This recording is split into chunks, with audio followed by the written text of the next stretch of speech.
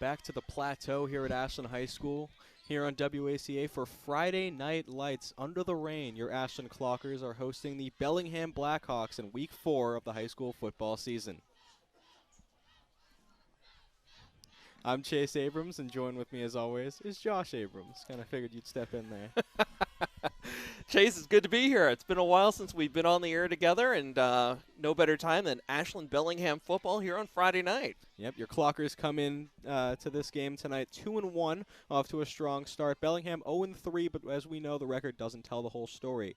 Bellingham's been playing a little bit short-handed so far this season, and in those 3 games that they have lost by a combined 5 points. That is 5 points across all 3 games. Okay, so we'll see if weather's a factor here tonight. We do have a light rain falling. It's a little chilly, a little raw out there. And, in fact, your Townhouse Pizza time and temperature, 54 degrees at 7 o'clock. Yeah, rain is coming down for sure. Ashland sad to be missing their junior standout tailback, Quan Amaral, so they're going to be looking on quarterback Cam Antonick and wide receiver Jerry Judge to pick up that slack, as well as really, Clocker fans know at this point, always keep an eye on that line of scrimmage, number 79 and 54. That's Nate Kavanaugh and Matt Terry, your senior captains, always making an impact along the line of scrimmage on both sides of the ball. Okay. Ashland here to kick it away.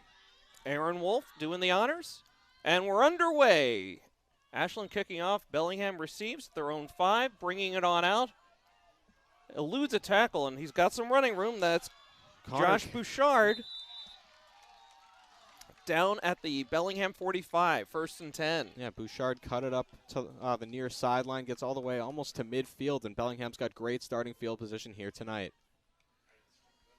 Okay, Chase, my understanding, talking to a few folks before the game, is the Bellingham quarterback favors the pass, and I just don't know, again, weather being a factor here, I think we're going to be seeing a lot of run plays, at least from the Clockers. Yeah, and from what I've heard, this Ashland team is going to be looking forward to those run plays. I want to see if Bellingham's going to try to air it out early, see how they can handle the weather, because they're going to definitely have some trouble moving the ball against this stout Ashland front 4. Okay, Nate Kavanaugh in the middle, large and proud. Run right up the gut and right on cue. Big tackle from number 55 there, Amari Lee. Matt Terry also in on the tackle, so tackle for a loss here, 2nd down. Yeah, so we were wondering how they were going to attack the game. We saw just a draw play right up the gut, gets very little yardage. See how the Blackhawks adjust. Okay, Bellingham quarterback number 7, Dasha Damerkant, excuse me. We'll get those pronunciations best we can. In the gun. 87 goes in motion. Another run play up the middle. This one yields some more success. Plowing ahead for about 6 yards. Yep, that was number 20, Corey Perkins. He's a senior for the Blackhawks, and so it'll bring up 3rd and 4 as the Blackhawks just cross over into Ashland territory. Yeah, it's a good run, finding a hole in that Ashland defense, and they're going to make a 3rd and medium. 3rd and a little bit more manageable. Saw an Ashland defender line up over the line of scrimmage, but he gets back quickly. One goes in motion. It's an end-around play. He's got room to run. That's Max Gamble over the 1st down marker and then some. A big 1st down for the Blackhawks, their biggest play of the night. Yeah, Domberkant in the shotgun again, but hands off to Gamble and a big gain down the far sideline. 1st and 10 for the Blackhawks. Yeah, we saw him go in motion pre-snap, get the ball at full speed, and Ashland really unable to stop him as he got that ball at full tilt. This time it was Anthony De Silva in motion for the Blackhawks. The late play call coming in. Yeah, we saw the entire offense kind of look to the left there out of a little bit of surprise. Snap comes in now. Handoff goes to the right side, and this time he's tackled for a big loss. Matt Terry again in on the action on a big tackle. Ashland defensive line making their presence felt a little bit after that big run. Okay, so both times on 1st down, the defensive line came up big, tackle for a loss. Let's see if they can extend that into 2nd, 3rd, even 4th down. Substitutions from the Blackhawks here.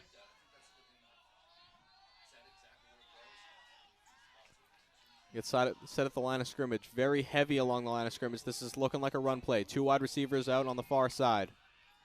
Snap comes in. QB keeps it himself, running along the far sideline. Eluded a couple of tackles before he's knocked out of bounds inside the red zone now. 1st and 10 for the Blackhawks. Yeah, we've heard about Damerkant's arm, his mobility on display there.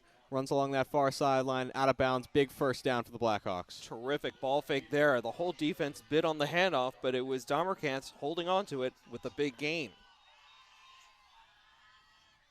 Yeah, it feels like the Clockers are committing to on first down to stopping the run. A little more hesitant on second down. As we've said, we've heard good things about Damerkant's arm. Yeah, meanwhile, he hasn't attempted a single Has pass. not attempted a pass, but he's got Ashland on their toes even so. Keeps it himself again. Far side, stopped for a shorter gain this time. That's about 4 yards. That looked like Cam Antonick on the tackle, but I can't be for sure. If he's starting at quarterback, I'd be surprised to see him going 2 ways.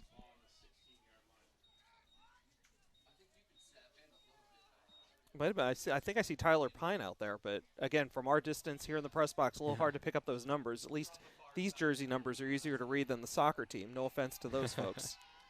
2nd down for the Blackhawks. Snap comes back. He keeps it himself again, and once again he's got space. Damerkant on the near sideline, going for the end zone. And he's in for the touchdown. Another read option, the 3rd one in a row, works again for the Blackhawks. Damerkant running along the near sideline this time, reaches the ball over the goal line, and the Blackhawks bleed first. Okay, a little bit of a shocker here, Chase. The Blackhawks marched right down the field. I think they only had 1 third down that entire possession. Yeah, we're going to see how Coach McKay responds. See if he puts a spy on Damerkant now that his mobility has been on display, but any QB spy is going to take away from the run defense as a whole. Okay, Blackhawks lined up for the extra point. It's up and good. So Gian Mendez, the place kicker there for the Blackhawks, makes it 7-0 Blackhawks with 9:01 to go in the first quarter. So storming right out of the gate. We saw Ashlin make a few really nice plays at the line of scrimmage, but other than that, it was all Bellingham on that drive. Yeah, I mean, again, their 2 best plays happened on first downs, on back-to-back first downs, in that possession. But giving up a lot of ground so far. We'll see again. How did you mention it, right? Let's see how Coach McKay responds, how he adjusts to the to this Blackhawk run. Again, Damerkant's. We've heard all about the arm. Didn't see it a single time. Saw his legs. Saw a lot of his legs. Saw the legs plenty. Yeah, that second wave of Ashland defenders is going to need to step up, the secondary. Because once that hole opens up through the D-line, we are seeing chunk yards from this Bellingham offense. He's Chase Abrams. I'm Josh Abrams. We're happy to have you here on WACA-TV Friday night live from Ashland, Massachusetts. Happy to see so many people viewing us on the YouTube feed tonight. I know many of you locally at least not willing to brave the weather, and I don't blame you. We're normally up on top of the press box, and we are happily ensconced nice and warm here inside the press box. Good word. Yeah, we're nice and cozy down here. Kick is away. Fielded by the Clockers. Running up the middle. Still on his feet is number 8, Jason Crispin, before he's brought down at the Ashland 30. Yeah, he was met by a few Bellingham defenders very quickly, made a couple nice cuts, got some more yardage than I think I expected. So Ashland's going to start with some decent field position. I want to take a moment quickly to thank tonight's sponsors. Ashland let's correct that. Mr. Handyman, Route 126 Self-Storage, Townhouse Pizza, and Techniplex Healthcare.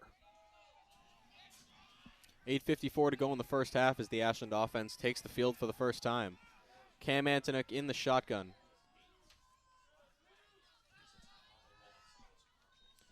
Devin O'Brien in motion, the handoff up the middle, and he is met immediately by a wave of Black Hawk defenders. Looks like he was tackled for a loss there, Chase. Oh. I stand corrected. They spotted right back there at the 30. So second and 10. Well, Ashland defense had a lot of success on first down, too. Bellingham responded on second and third. Let's see what the Clockers can do. Okay, this Clocker team chock full of seniors. So let's see if that experience can pay off here tonight against the Blackhawks. They should be able to win on the line of scrimmage. We talked about the defensive line, offensive line just as talented. A lot of the same players playing both ways. Here's the snap. Play action fake. Cam Antonick keeps it himself going up the gut, plunges ahead for 3 or 4. I would give him 5. 5? Okay, okay. 6 yards from our PA announcer. So, wavering That's George opinions Tubin, here. by the way. He's doing a fantastic job, PA announcer, full time for usual. the first time this year. Certainly glad to have him. Yeah, if it's somewhat of a rotating door of PA announcers here at Ashland High School, every single one of them does a fantastic job, though. It's a tough vetting process, I can tell you that. So 3rd and 4 for Ashland from about their own 36. Here's the handoff. And Kevin Ozalumba gets the carry there, but doesn't get much. They tried the end around. Sweep. Yeah. Yeah.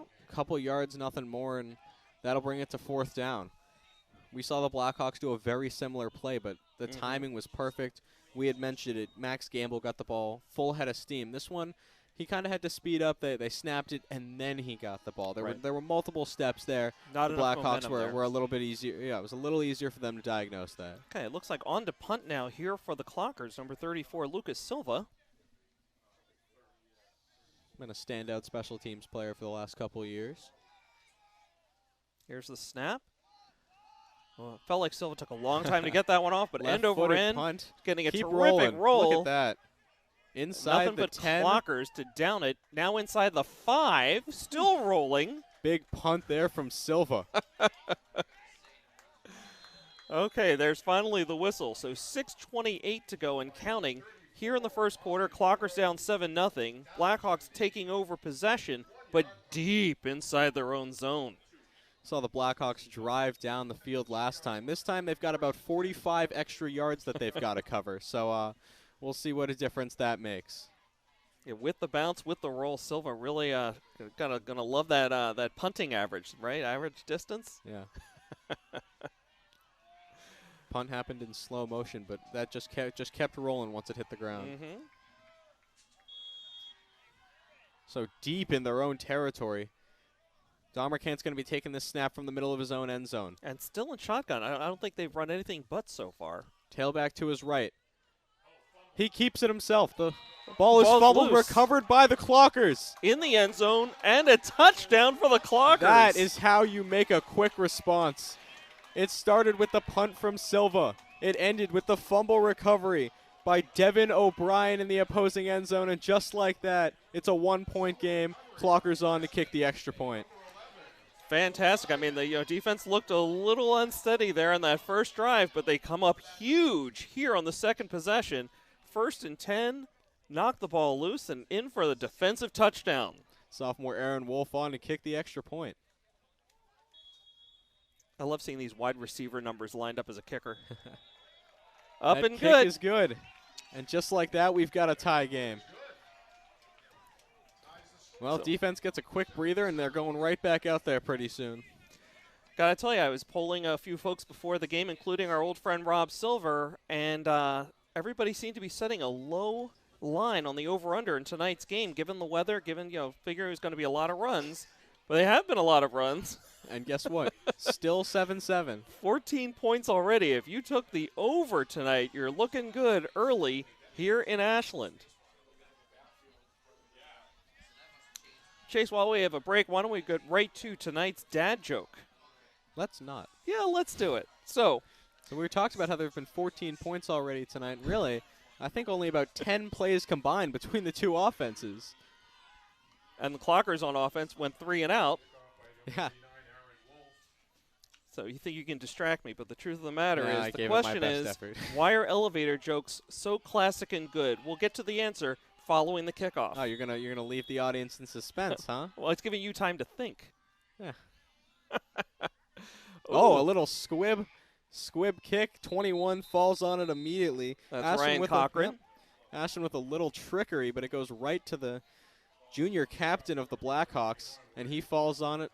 Veteran move there. No, it's an interesting idea. I mean, again, given the weather conditions, that ball is slippery. Yeah.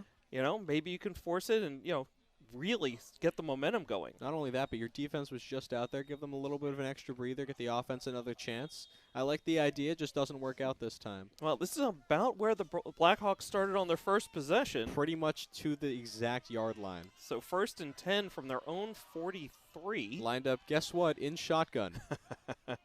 You think it's going to be a run play? I'm thinking it's going to be an option play. Oh, who called it? Right up the middle. It's a gain of about 5 yards for the Blackhawks. Vincent Mermelstein in on the tackle there, but not before Blackhawks gained 5 yards. Yep, that's senior Corey Perkins with the run there. Looks like he may have reached the ball a little bit farther than I thought. They're going to be right around midfield, 2nd and medium.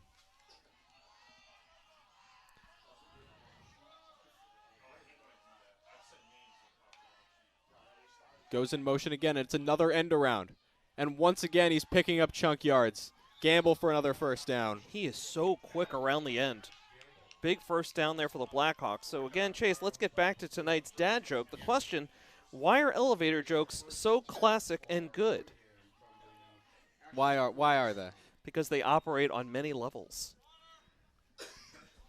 They're not getting any better, Dad.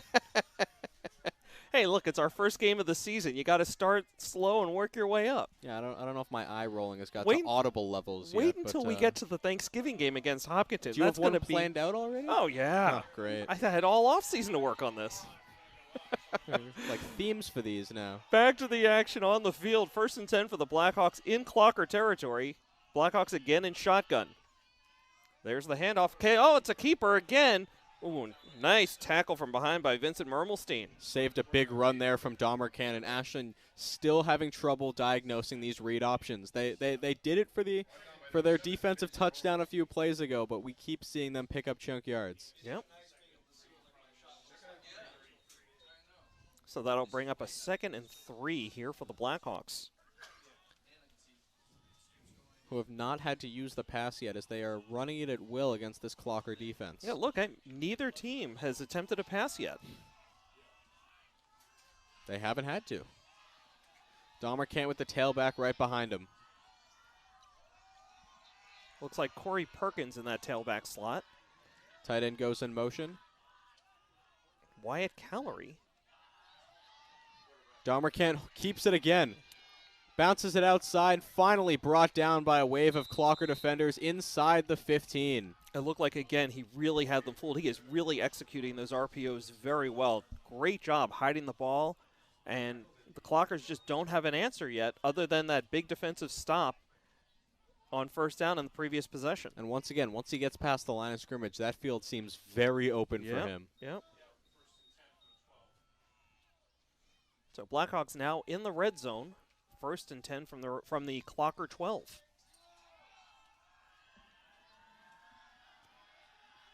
More of a spread formation here from the Blackhawk offense. 2 receivers out wide. Not that they're going to get the pass. Probably not. Domercan does it again, and he's in again. Stays on his feet right into the end zone. So 13-7 now, favor the Blackhawks. We're going to see how many times they can run that play. Yeah, I think this is all. I think they're playing the long game right now, Chase. I think they got the Clockers have the Blackhawks right where they want them. Gonna just keep having Domercan continue to run, wear him out. Yeah. No, we'll just wear him out. Oh, okay. Right? And then in the second half, it's going to be all Clockers. Looking forward to it. He's going to have all of halftime to rest up. I hope you know that. Oh, good point. Good point. Yeah, didn't think the whole thing through. Extra point attempt. That's why I've got the announcer headset, not the head coach headset. Thank goodness. The extra point is good, and the Blackhawks now on top 14-7 with 3:49 to go in the quarter. 3:49. That's enough time. I'm thinking that's enough time for these Clockers. Well, they went 3 and out on their last Plenty offensive of possession. time to work with. What they don't want to do is give the ball back. They want to score, but they want to sap that clock. Although I think that really I think they would be okay with a score no matter what. No need to overdo it. Jason Crispin and Kevin Ozalumba back to return the kick. Went to Crispin last time. Let's see what happens. And Gian Mendez about to kick off here for the Blackhawks.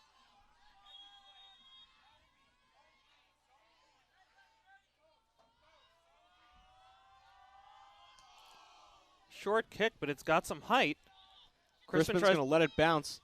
Picks it up, little spin move, cuts it back to the near sideline.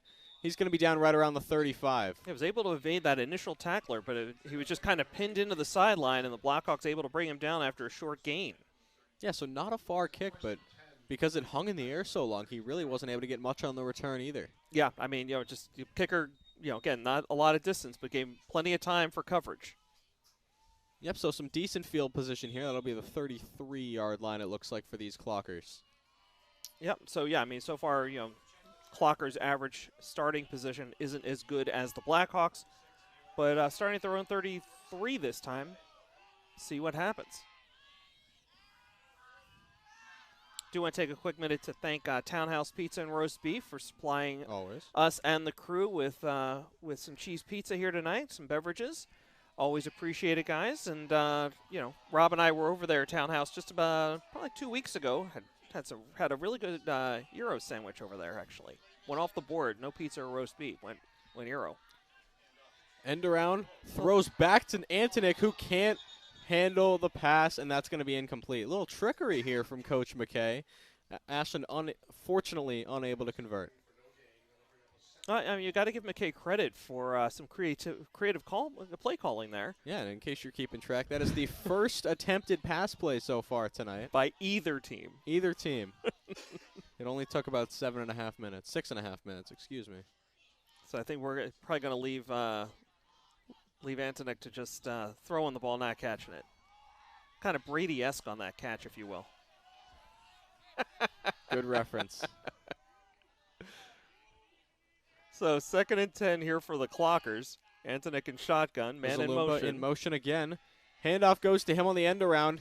Full head of steam, but runs right into the Blackhawk defense. Oh, I thought he had some good momentum, but he got stonewalled up. Yeah, totally. So short gain. Looks like about a 4-yard gain will leave the Clockers at 3rd and 6 inside their own 40. It was interesting. We watched them go into a pile of bodies at full tilt and did not see him come out the other side. Better him than us, though, right? Yeah. I couldn't take that kind of punishment. This is why you never let me play football, right? One of a million reasons why. Yeah. It was too small anyway.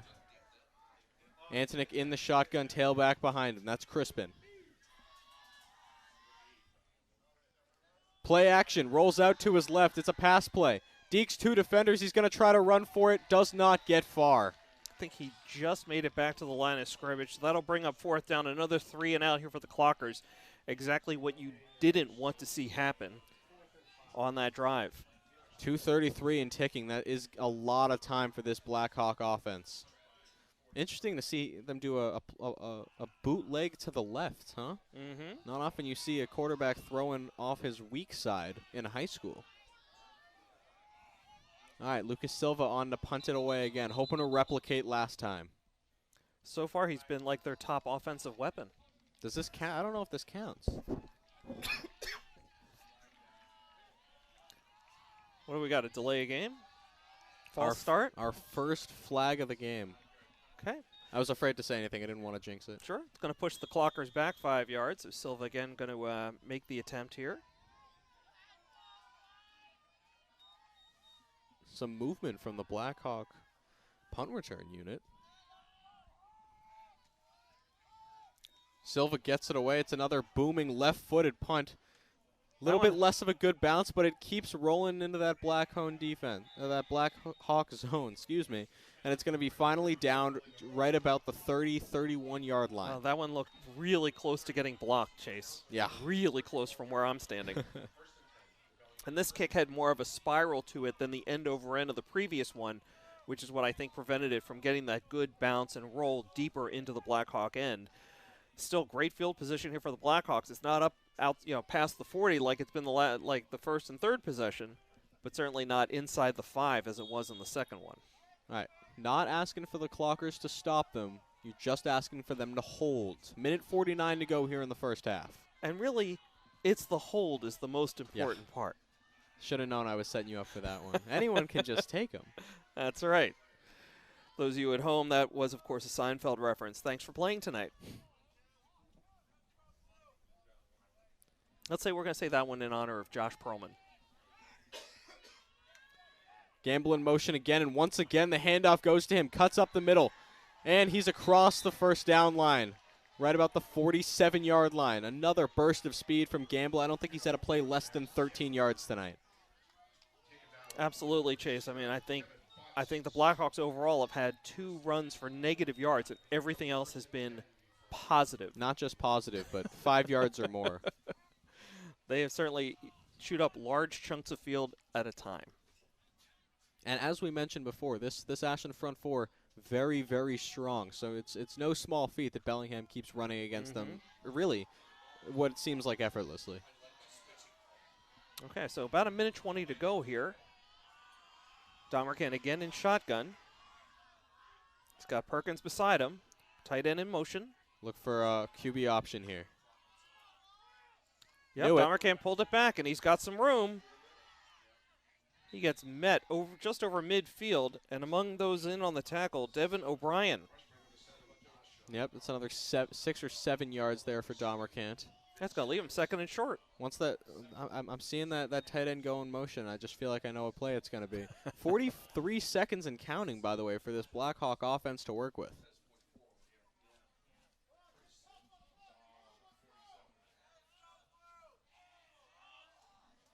Yeah, I mean, look, Blackhawks look like they're going to come out and run a play before the end of the quarter, but I don't think they really have to. 25 and counting now. So again, Domercan in shotgun. Perkins behind. Right up the middle for another first down. Met by 23, Kevin Ozalumba, but it's a first down nonetheless.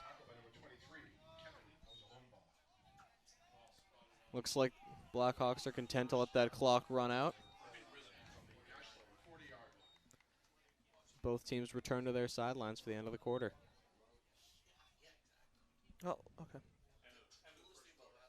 And there it is. There's the end of the first quarter.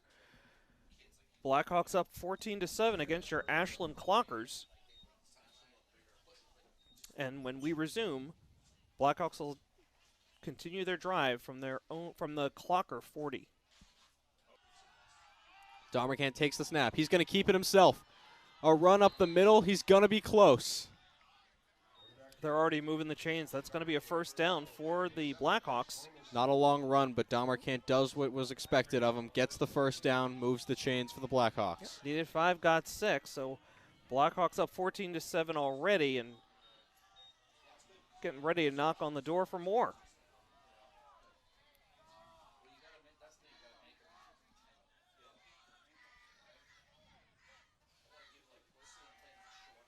Bellingham getting to the line again.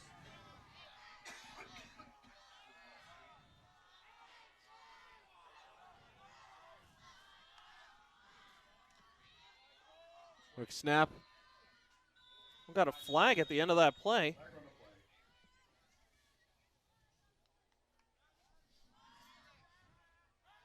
I think Omari Lee was right in the middle of that action. Let's see what the call on the field's going to be. Got holding against the Blackhawks, so that'll back them up. First penalty of the night for the Blackhawks. Going to back them up 10 yards. 1st and 20 now. That's going to stall some momentum for sure. Already 2 minutes taken off the clock here.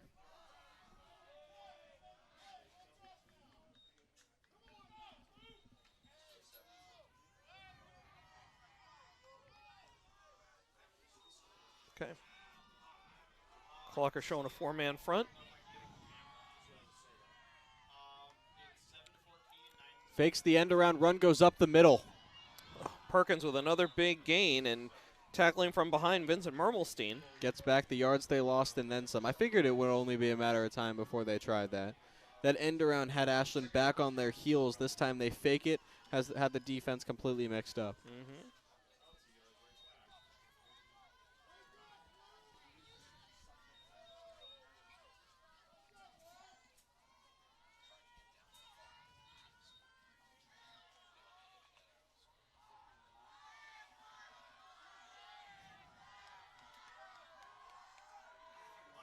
Okay, Dahmercan in shotgun, Perkins beside him. 2nd and 10 for the Blackhawks. Watch for the read option. There it is. Dahmercan keeps running along the left tackle. He breaks the tackle. He's fighting off Ashland defenders, and he gets near a first down. Incredible effort. I mean, he shook off at least 2, maybe 3 tackles and carried another 2 or 3 guys with him forward for another first down for the Blackhawks. Legs kept churning. Exactly right. That's what they teach you early on, and he executed that very well. 3rd and very short here for Bellingham. Make it 2nd and very short. Nope, they're moving the chains. They're saying this is a first down. And they were just delayed in switching that from 2nd to 3rd down. But now it is a first.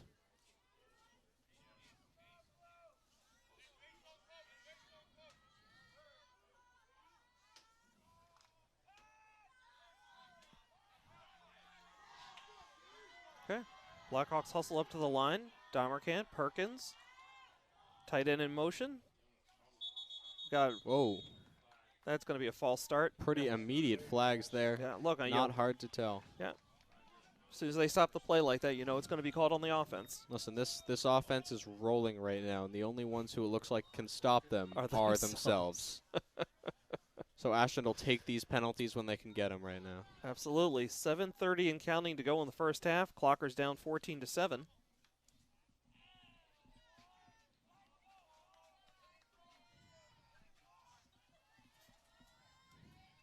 Chase, you catch any of that Lions-Packers game last night? Yeah, always fun to watch a rivalry like that. David Montgomery's first win against the Lions in his NFL career. He was 0-7 going into that game. How about that? Sorry, first win against the Packers, excuse me. Gotcha. That's what that's what you'll get for being on the Bears, I guess. Big stop in the backfield for loss there. I want to see who stands up. That's number 11, Devin O'Brien in the backfield right off the bat. Shot out of a cannon, really. TFL for him. The first TFL since like that opening drive by the Blackhawks. Yeah, Clocker's showing a little bit of life now. 2nd and 15. Yeah, between the penalty and TFL. Finally starting to see a little momentum going there for the Clocker defense. Yep. O'Brien found the gap and shot right through it. And he's got to keep doing that if they're going to want to stop this potent rushing attack. Force him into 3rd and long. Force him to throw the ball.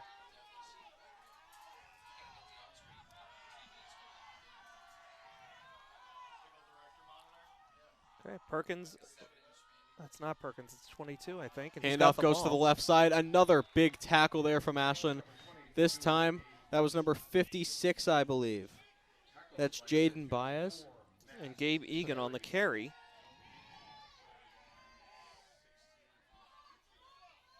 Stops him for no gain, and just like we were talking about, 3rd and long here. This is 3rd and about 15. Yep. So we're going to see how the Blackhawks can handle this. Okay, they're spotting the ball at the 24, 3rd and 16. Take that extra yard. Absolutely. Every little bit helps. So, yeah, we, in fact, could see the first pass attempt of the night for Dahmercan. Or he could just do another QB keeper. We'll see. Surprised they went away from it on this drive, to be honest. Perkins back in the backfield this time, right beside Dahmercan to his left. He's going to pass. Pass Rush is already there. Moving to his right. He throws. He's got an open receiver, and it's Gamble sliding for the touchdown in the end zone. He got separation. Dahmercan throwing on the run to his right, finds his receiver, and just like that, it is 20-7 in favor of Bellingham. Yeah, the Clockers looked at for that defensive front, got some great pressure, flushed him out of the pocket, but he was able to scramble to his right, find the open receiver who would put some distance between himself and Crispin, and another touchdown for the Blackhawks. Suddenly it's 20-7 pending this extra point attempt. And all that momentum that the Ashland had from the TFLs, from that penalty, wiped away as Dahmercan on the run to his right finds his receiver in the front right corner of the end zone. So Mendez on to attempt the extra point. It's up, and it's good. Very nearly blocked by the Clockers there, but goes through the uprights. It's 21-7. Okay, so Blackhawks out, again, as you mentioned, to a surprising 21-7 lead, and they have just been, for the most part, dominant offensively. This is not the game we were expecting to see tonight. Not at all. And once again, we knew that we hadn't seen everything on paper from this Blackhawk team, but we definitely were not expecting a 2-score game before the end of the first half. Absolutely. So while we wait the kickoff here for the Clockers to return, let's take a quick look around Clocker Nation. Boys soccer is number 6 in the MIAA Division III power rankings. Those just came out today. They're off to a great 6-1-1 start. They beat Bellingham earlier this week 3-0, and you can catch the replay on WACA's YouTube channel. And yeah, go with that. We'll come back to we'll go further around the horn. Yeah, that boys soccer team having a very successful season so far this year. Great article about them in the Metro West Daily News this week. That team is on a mission after falling short of their goal of making the playoffs last season. They missed the playoffs by 1 goal. Yeah. Just percentage points missed the cut. I heard about it. But back to the action at hand, and Mendez about to kick off here. Up and away. A little bit of a farther kick this time. Once again, it bounces right in front of Crispin, and once again, he catches it off the bounce. Going along the near sideline, he cuts it upfield. Oh, a little bit of a horse collar tackle there as he slides across the 40-yard line. Nonetheless, it's a good return for Crispin and good starting field position for the Clockers. I got to tell you, I applaud his courage. That is twice that he has caught the ball on the bounce on wet turf in the rain, raw weather, and that under the football lights. Never bounces how you want it to. It's incredible. No fear. Yeah, I mean, I hold my breath every time he does it. I fear here, but not on there apparently. Here's the bunch formation. Yeah, we were waiting for this.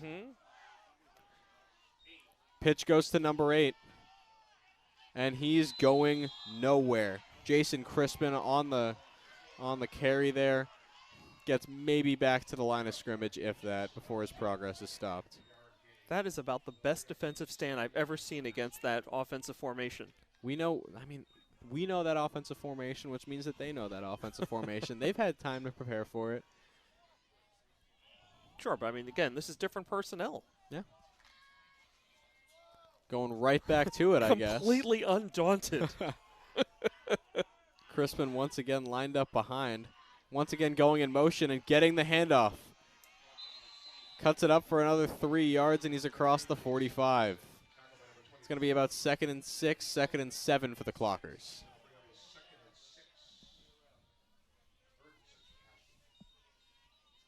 Okay, so your first 2 plays out of that formation net you 4 yards. What's the play now, Dad? I think they're going to keep going back to that formation. Well, at this rate, they'll convert on 5th down. For all you Swifties out there who are just starting to come into football, you don't get 5 downs.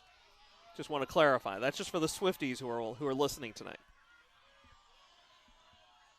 3rd down here for the Clockers. They do not run the gunk formation. And now we've got timeout Ashland. So with a timeout on the field, let's head back to what's going on around Clocker Nation athletically. We can say athletically.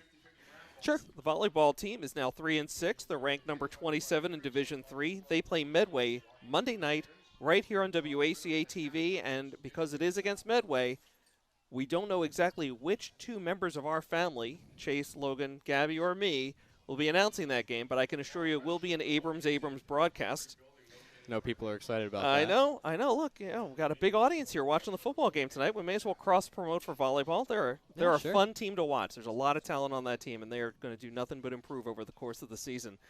The field hockey team, 2-4-1 on the season. They hosted Dedham earlier this afternoon. We don't have a score on that one just yet. They are now ranked number 30 in Division III. A little winning streak, if I'm not mistaken, for that field hockey team. Okay. Girls soccer is now 1-5-1 on the season, coming off a tough 7-2 loss yesterday at Norton. They are ranked number 40 in the MIAA Division II power rankings. And that takes care of going around the horn for fall sports, although I realize as I'm saying that, Chase, we haven't talked cross country. We'll catch that on the next stoppage, okay? I gotcha. Cool. Big 3rd down here for the Clockers. They need to convert to get some of that momentum back, hopefully get closer to making that score a little bit easier. Quick screen pass. Cutting it upfield, and he's going to be just short of the 1st down. Let's see where they spot this one. It's going to be up to the refs on this one. Yeah, they are marking it about a half a yard short. Jacob Friel's cut up field just couldn't make it all the way. Let's see what formation It's they a go hurry with up here. offense. There is no huddle. They're going right back to the line. They try the QB sneak made so popular in the NFL by the Eagles tush right push? now. I like the brotherly shove. I was a big fan of that. Okay, now they're slowing it down, Well, figuring out what play they're going to run. The play. Yeah. Antonuk right under center. No shotgun this time. They're trying to draw him off sides, it looks like. And they're going to be unsuccessful. Antonuk looks towards the sidelines again. And it's going to be another timeout for the Clockers, unable to get anything going there. I got to tell you, it's a very interesting clock management strategy by McKay so far. They wanted to quick draw him timeouts. off sides. They were unsuccessful. Hey, listen, you know what? You can't take them with you into the second half. You may as well use them, right? That's what they're there for. Sure. Okay, we got another stoppage here, Chase. Tell us what's going on with the cross-country team this year. And by the way, congratulations for being one of the co-captains. Oh, I'm really proud of you much. for that. It's an honor to be a captain of that team as well as the winter and spring track team. So yeah, cross country went to Norwood this past week. Came out both a girls and a boys team win. First time in a few years that's happened, so that was pretty big. We're running in Rentham, little invitational tomorrow. Bus leaves at about 10:15, and then senior night is on Wednesday.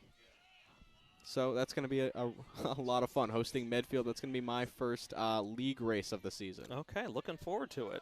Yep, Will Child, once again the standout this year, but a lot of young talent on that team as well. Okay, looking forward to hearing more about that, perhaps at volleyball on Monday night. Absolutely. They go back. Is this the gunk? Is it like a spread gunk formation? This is like a hybrid gunk formation. Oh, yeah. they've evolved. 4th and inches, 4th and a yard. I don't know that they got it. Clockers think they have it. Let's see where the refs spot it. They're going to stop the clock while they figure this one out. Let's see if they bring the chains out for this one. Well, that was not a generous spot. Got an official timeout. They are going to bring the chains out to measure. Trying to judge it based on the eye test from the press box here. And from here, that looks pretty close. He's trying to eyeball it from the sidelines. I guess they're not going to bring the chains here they out. come. Oh, here they okay, come. okay. A little bit of wind, maybe. Can we just somebody nudge it It's with funny their foot? with the last Eagles game right on Monday night. Yeah. And they were talking about like how is it that in How all these do other we still sports, use the chains? right? We're still the NFL is still the college football is still using chains. They've got a At the high sky school cam. level, I get it, but given the advances in technology, wow, Oh, that was wow, not not nearly even as close. close. So, Clockers turn it over on downs. The Blackhawks will regain possession right around midfield with 2:37 to go, and I believe all their timeouts plus the 2-minute warning in hand. Clockers, correct me if I'm wrong here, are without a first down on offense tonight? I believe that's correct. I don't think if they had gotten a first down, it would have been on the last drive. I don't think they got it. I think They they did went not. 3 and out on every possession, and And then their this lone one. scores from the defense. And then this drive 4 and out. right 4 and out. Yeah. Okay, Blackhawks 1st and 10 at their own 49. Dahmer can again in shotgun with Perkins right beside him. Takes Drops the back. snap. It's a little screen pass, and he's got plenty of room and a blocker in front. Okay, on the reception is John Doucette, a junior for the Blackhawks, well over midfield. First down for the Blackhawks and out of bounds to stop the clock with 2:22 to go in the first half. Couple corrections there. It's going to be just short of the first down, and he did not quite get out of bounds. So that is a big, somewhat of a positive there from the Clockers. They kept him in bounds. I saw the ref do the little arm motion to tell them to keep the clock running, and that will bring us to 2 minutes here. As no 2-minute warning in high school, I guess, as the Blackhawks come to the line here.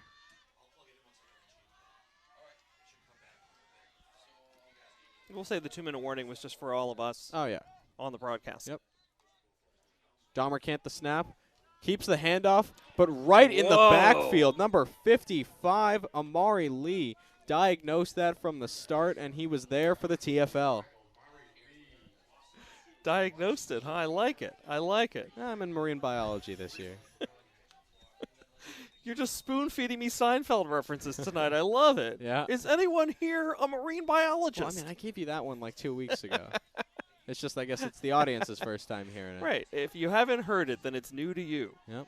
Third down for the Blackhawks. Blackhawks facing a long third down, so they're going to let the clock run, not using any of those 3 timeouts for fear of giving the ball back. 4 wideouts, 2 on each side. Here comes the pressure. Passes away and knocked aside. Great Big defensive breakup. play. Looked like David Sales on the coverage there on the far sideline. Yep, he's been one of their top outside corners for the last 2 years. His speed is no joke.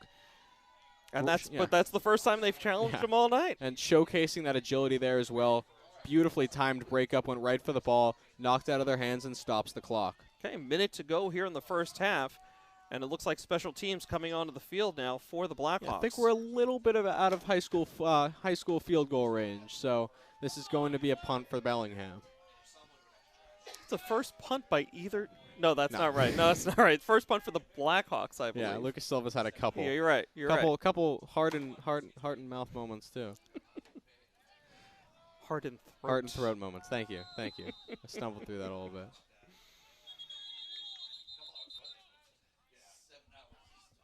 Okay, the Blackhawks call timeout to think over this punt with a minute to go in the half. Why not? Well, let's give a quick shout out now to the Clocker Club, the official booster club of Ashland High School sports. In the past 12 years, they've provided more than $100,000 to Ashland Athletics. To learn more about them and purchase a membership, be sure to check out clockerclub.org. That's clockerclub.org. Yeah, I mean, as always, huge fans of what the Clocker Club does for Ashland Athletics here at WACA-TV. Well, also, you know what? Give a big shout out to new president Jeremy Ramsey. Yes, of course. After several years of the Peter Clay administration, he did a fantastic job to build up the Clocker Club, build up the membership, build up the accounts, and some just terrific relationships with the coaches, with the athletic director. Looking forward to Jeremy building on that. So if you look behind, you're actually going to see no returner out there for the Clockers. Ball is going to take a Bellingham bounce before settling around the 6. I think the Clockers were going for a block or the hope that it would bounce into the end zone. Neither one happens, and it's going to be a long drive with about 51.7 seconds to go. Do you think they go for a chunk play here or no? You know, it's going to be kind of interesting, right? Again, the Blackhawks down to 2 timeouts, I believe. The Clockers only with 1. You know, I was just thinking it's so deep, you know, why risk it? And, you know, just try to run out the clock, basically. You know, regroup at the half. I mean, it's a 2-score game, but you are at home. It looks like it's hard to tell, but I think, you know, the rain has lightened up here a little bit. I'm told that we're going to have a nice little window of lack of rain, lack of precipitation between now and 10 o'clock tonight. But Antonek is in shotgun. He drops back to pass. And he is upended. Yep. Brought down at the 5. Clock is running down now to about 40 seconds to go. Wonder if they're going to try anything after that play. Nope, Antonek jogging to the sidelines here.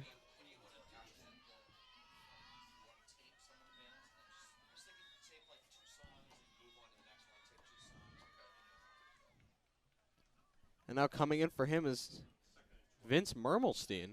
Nope, Antonek going back out there. Okay. Okay, but we're down under 20 seconds at this point. I just don't see how they're going to get a playoff in the time they've got left, but they are approaching the line. Antonek in shotgun. He's got to be careful. That deep in his own end. He almost picked aside, but the handoff he did get a handoff there. We got a late flag here. The ball was given to Crispin. It was dropped after a short gain. But the clock has reached all zeros. Let's see what the call is here, because in certain circumstances, the half cannot end on a flag.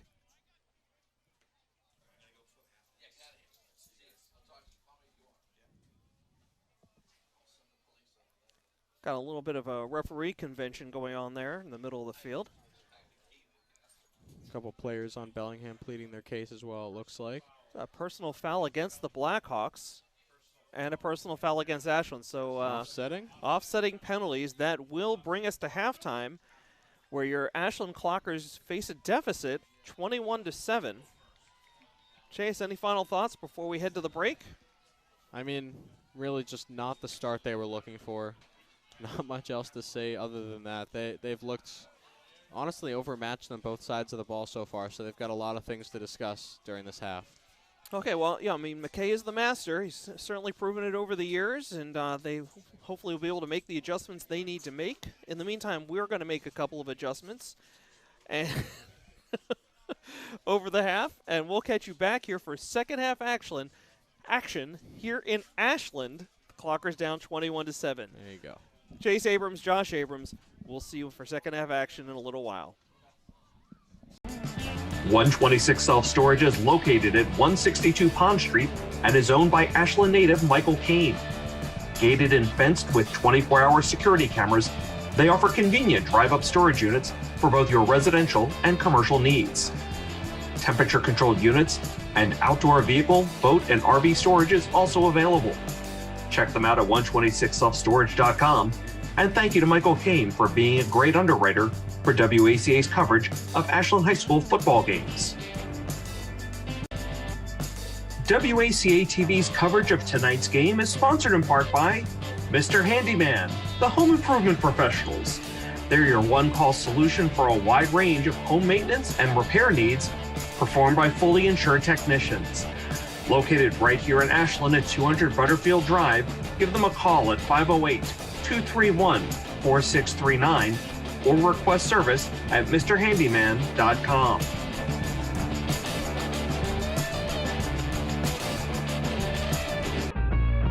Technoplex Healthcare leverages its world-class materials science knowledge to deliver better patient outcomes by designing and manufacturing products that allow for less invasive procedures, reduce pain, enable faster healing, and safer drug delivery. Technoplex is proud to sponsor the 2023 Ashland High football team. Go Flyers!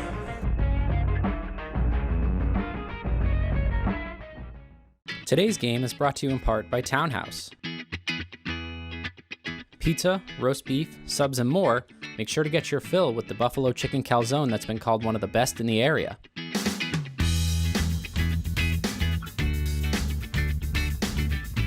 Located at 300 Elliott Street in Ashland, give them a call at 508-881-3010 or find them on the web at townhousepizzaroastbeef.com. Today's soccer game is brought to you in part by the Ashland Ale House. With delicious food, a comfortable family atmosphere, and the friendliest service around, the Ashland Ale House is open for both indoor and outdoor seating, as well as curbside pickup. Visit them at ashlandalehouse.com to check out their menu and place an order.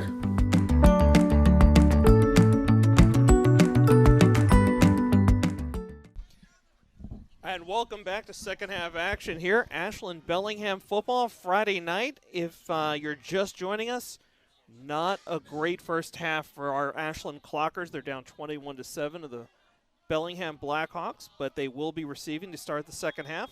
I'm Josh Abrams. Joining me once again, Chase Abrams. Chase, how are you? I'm doing pretty good. We're nice and warm inside the press box. Do not envy the players out there right now. As Crispin with a nice return on the run gets across the 40 to about the 42.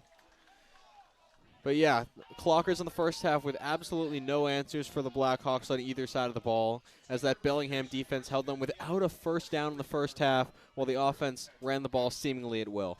Absolutely. The lone score, of course, courtesy of the defense. Well, let's say special teams and defense combined to make that. Yep. Shout out to punter Lucas Silva for pinning them within the inside the 3-yard 5. line. Yep. Yeah. Well, here we go. 1st and 10 for the Clockers. Antoniuk in shotgun. Glover beside Crispin beside him. Here's the handoff, number 23.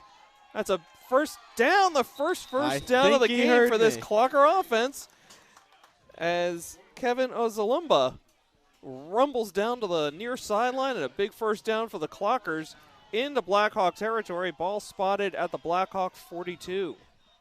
Ozalumba with that run triples the longest play of the game for the Clockers, and it's a good start to the second half as they're in Blackhawk territory for the first time. Yeah, Antoniuk with plenty of protection, a couple of backs on either side of him. Shotgun, fakes the handoff, pass to Crispin. Beats the first tackle, gets a nice gain there. I'm going to give him 4 or 5 yards on that one. He got tackled low and high there. Goes down a little awkwardly, but pops right back up. It's a nice run for Crispin. I want to go give a quick shout out to our colleague Rob Silver watching the game tonight, giving us Plenty of good tips, inside information. Of course, a couple of corrections. It is our first game of the year, so just shaking the rust off here a little bit. We appreciate your patience. Don't know what we'd do without him. Rob did a great job on the last couple of games, but we'll be sure to have him on the air real soon. Here's another handoff to Kevin. He bounces off the first tackler. Can't quite shake the second one. He's brought down for little or no gain. Yeah, it looks like he was running, expecting to see a hole there, and was met with heavy resistance from the Bellingham defense. Tried to bounce it back outside and got nowhere. It's going to be third and a medium to long here for the Clockers as their early momentum has quickly been stalled. I'll tell you, a first down would be huge here.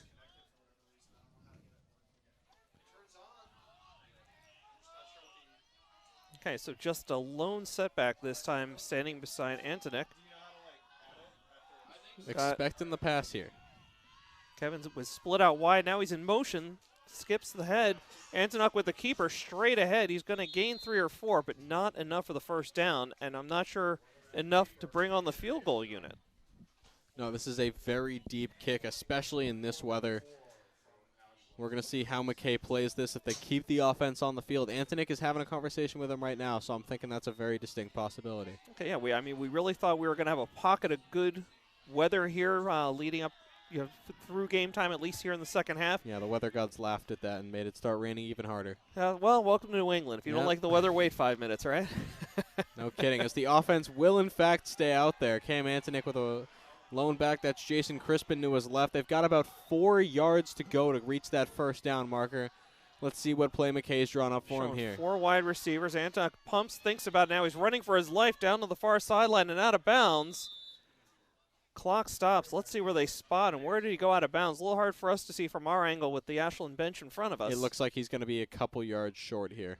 Antonek with a good effort, but he's just nowhere near that first down marker. Okay, the Bellingham players were helping out the refs. They were early in signaling the first the change of possession, a first down for the Blackhawks. Referees confer and confirm. So 1st and 10 now for the Blackhawks as the Clockers once again turn it over on down, second time tonight. So a strong first run by Kevin Ozalumba ends up being null as the Clockers turn it over on 4th down, and the Blackhawk offense is going to take over again with its potent rushing attack. Okay, well, again, McKay and the team had plenty of time there at halftime to make some adjustments, see if they can figure out whatever's going on that defensive line, because they were getting carved up all during the first half. So Domercan again in shotgun, only with, 2 pass attempts in the first half. Here's the snap. Handoff goes up the middle. And Perkins met very quickly by that Ashland defense. A strong tackle. I didn't see who it was. I believe it was Ozalumba on the tackle. And Devin O'Brien involved as well. Heard O'Brien's name a few times. Ozalumba getting involved on the defensive side too. So it looked like Perkins picked up a couple of feet before he was driven backwards. So it'll be, looks like 2nd and 9 here. Gave him forward progress there.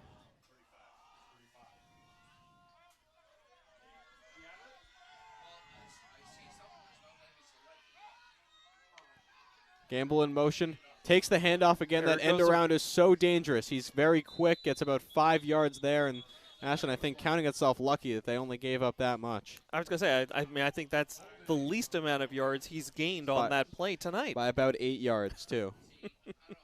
So it will be 3rd down here for the Blackhawks, but based on past performance, a very makeable 5 yards or so to gain. I will say, if they run that play again, the stats have shown that his runs on that play keep getting shorter, so we're going to be under 5 yards. Okay, Chase, we have a whistle here on the foul on the play. Big flag, big loss. That's a holding call, and it's going to push him pretty far back. It's going to remain 2nd down. Looks like we missed the flag being thrown there, so apologies for that. But, yeah, as you mentioned, pushed way back for 2nd down. Okay, so they're showing a spread offense right now. Got at least 4 wide receivers, a setback. It's a keeper, the ball's loose. Ball's on the ground. Ashland say they have it. First down, Clockers. It is a turnover. The defense once again forces a fumble and falls on it and takes possession. Coming up huge. Yeah, I don't think Dahmer felt the pressure as Ashlin closed in around him, reached out the ball, and it just came right free. Watching instant replay here. Let's see who forced the. We'll see who forced it out in just a little bit as the Clocker offense retakes the field. Okay, so a golden opportunity here for the Clockers, and they're down 2 scores now, but to punch it into the end zone now makes this a whole new ball game. Yep, they're sitting on the edge of the red zone as well, and right back to gunk formation for the Clockers. Spin move from Cam Antonik. He breaks through the line of scrimmage. He handed it off to Crispin, who was able to break through right up the gut. I thought he held that for a first. Second down. Sorry, it was a nice gain. It wasn't 10 yards, but he got a decent gain on that one. Well, a little bit of success from the gunk formation last time, and they're running right back to it. It's become a Clocker classic the last few years. Handoff goes to Crispin again, running along that right guard, and this time no yards to gain for Crispin. That was the left guard, excuse me. It's going to be a run for no gain for Crispin, and just like that, they're on 3rd down again.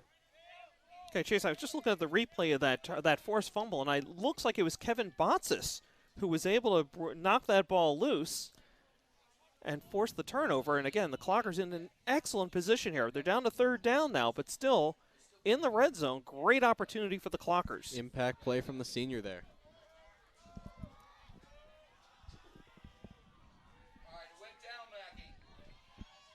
Okay. Antonik in shotgun with Crispin behind him. Man in motion. It's a high snap. Antonik pulls it down. He's being almost pulled aside. There's a late flag on the play as the ball goes out of bounds. The ball was complete to number 11, Devin O'Brien. But we're going to have to see what this flag is, thrown from the opposite side of the field. Just a broken play there. There could be any number of things. I'm expecting an offensive holding call.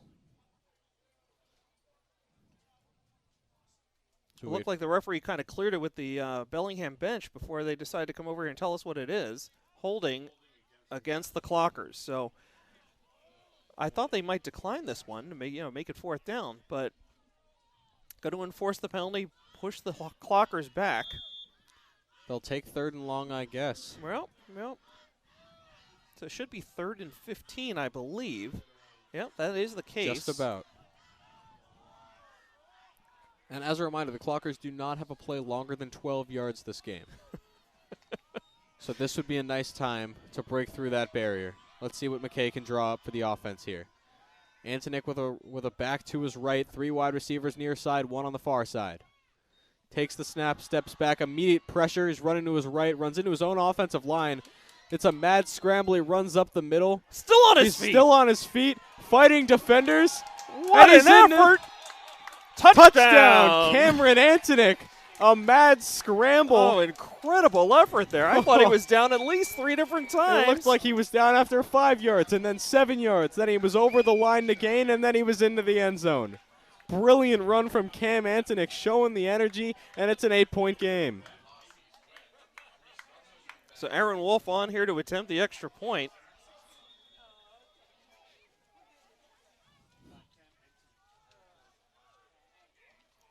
Kick is up. It got deflected. No good. No good. It got blocked, got deflected at the line. So it's going to stay an 8-point game, but still a 1 score. 1 score still game. 1 score. So a lot to like here early in the second half for the Clockers after a somewhat flat performance in the first half.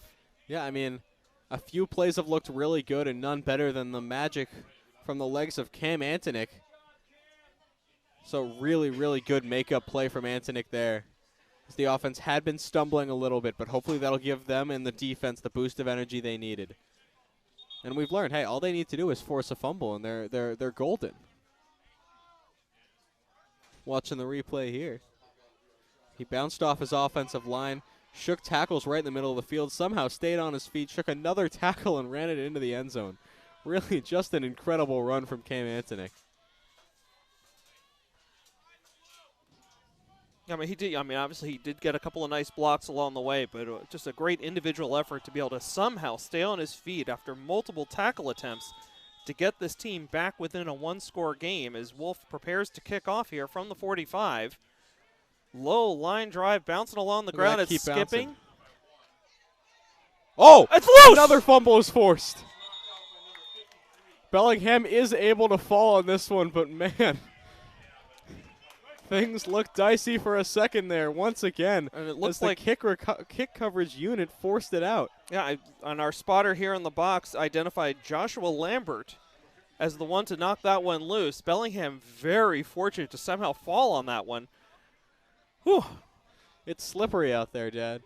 I'll tell you what, I mean, right now, you know, if we're going to talk about like silver star of the game, it may just be special teams tonight. Or it could be whatever gloves the Bellingham players are wearing. Or the rain, really. I mean, 21-13, 6:07 to go in the third quarter. Bellingham 1st and 10 from their own 20.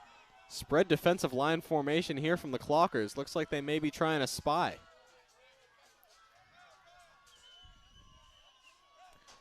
Domercan seems to be changing the play at the line. There's a lot of shifting there, yeah. Domercan holds it, gives it off up the middle, and stopped quickly as the line shut that hole very nicely. So a couple of yard gain. Kevin Botsis with another tackle on defense. Okay, making his presence felt here tonight. Yep. Use that momentum from last drive. Mm-hmm. So we're going to call it 2nd and 5 at the 25 for Bellingham.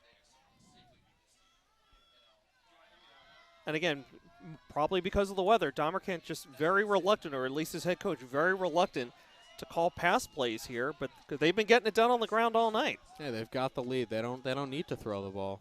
Okay, here's another handoff right up the middle. Perkins looks like he's got enough for a first down, and the chains do move. Yep, finding some success in the middle of that field now. See if Ashland pinches that defensive line to try to slow their momentum.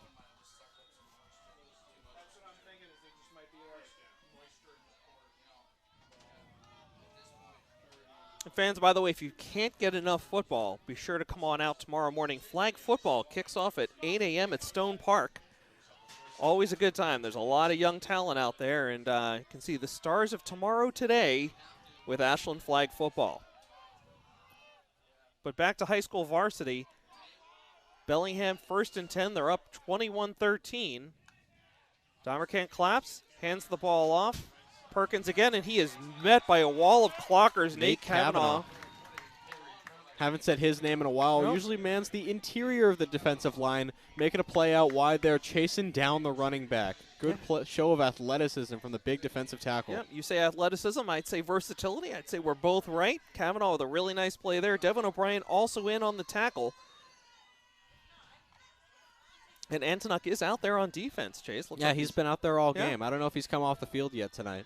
incredible stamina. Workhorse for sure. Yep. He's lined up as a slot corner right now. Domercan in shotgun, hands it off. Very short gain here. It's going to bring up 3rd and long for the Blackhawks. Yep, first stacked box I've seen from the Clockers so far tonight. A lot of linebackers ready for that run play. Okay, Antonuk's calling something out to the coaching staff. Let's see what they've got in mind here. Going to need a big 3rd down stop here to really get the momentum shift going. Yeah, see if maybe he sees something. So you got Antonuk, Pine, a couple of the co-captains over there on the far side of the field.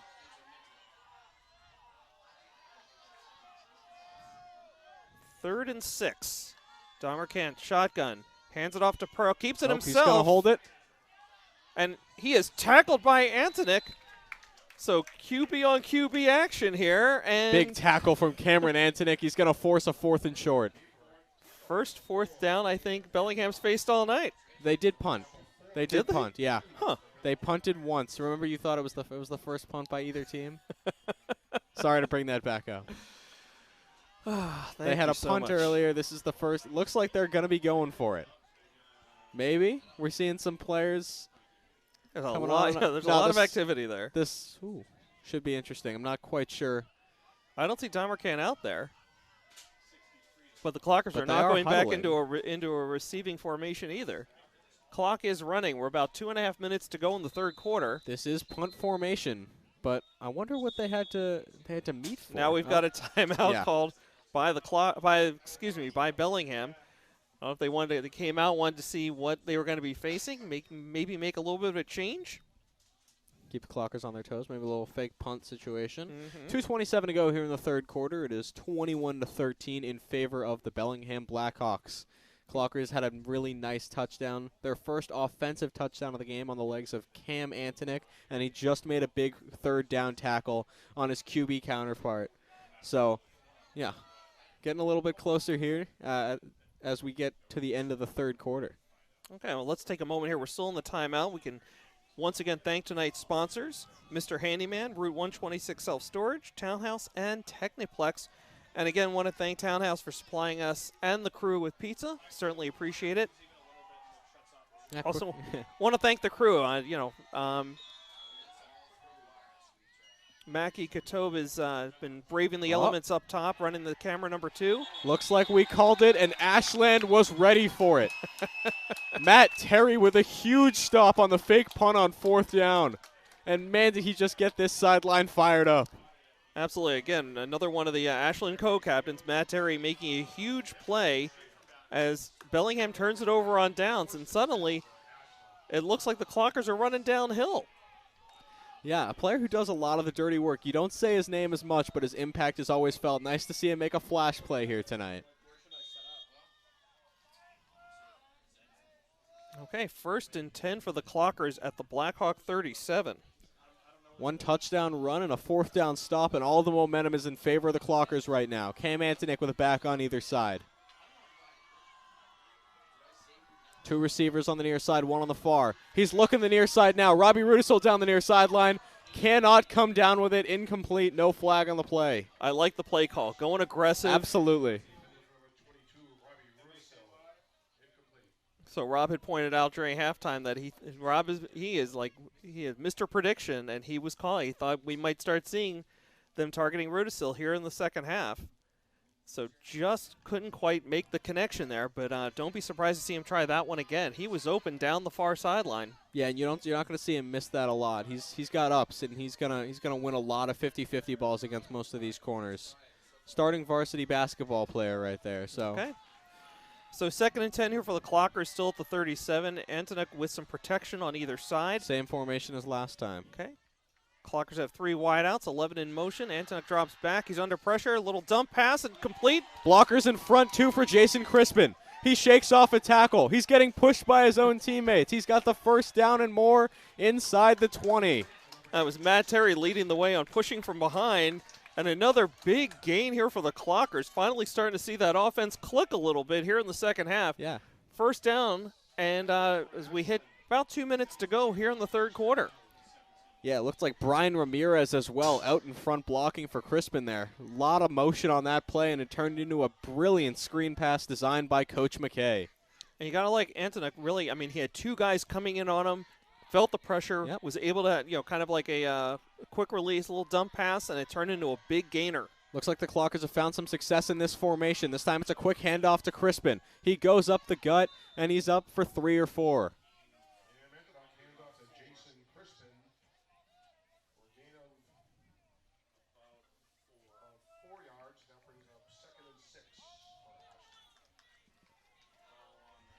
Okay, Clockers starting to mix it up here a little bit. Pass attempt, pass completion, nice little run play.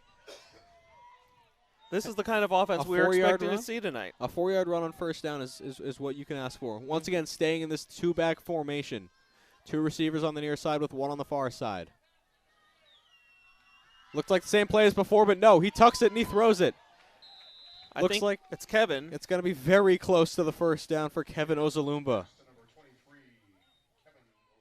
That's a 1st down. They're saying they're going to move the chains. 1st and goal for the Clockers from the 7-yard line. So maybe the 6. 45 seconds and counting in this third quarter. 21-13 Bellingham.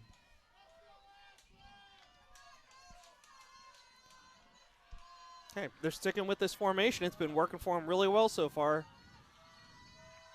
Got Devin O'Brien and... flag on the play. False start, I'm guessing. No, they're pushing the coach back onto the sideline. Is that going to be yardage for the Clockers? They're warning both teams now. Both teams. So Well, clock continues to run. they're stopping it now. Let's see if they put some time back on.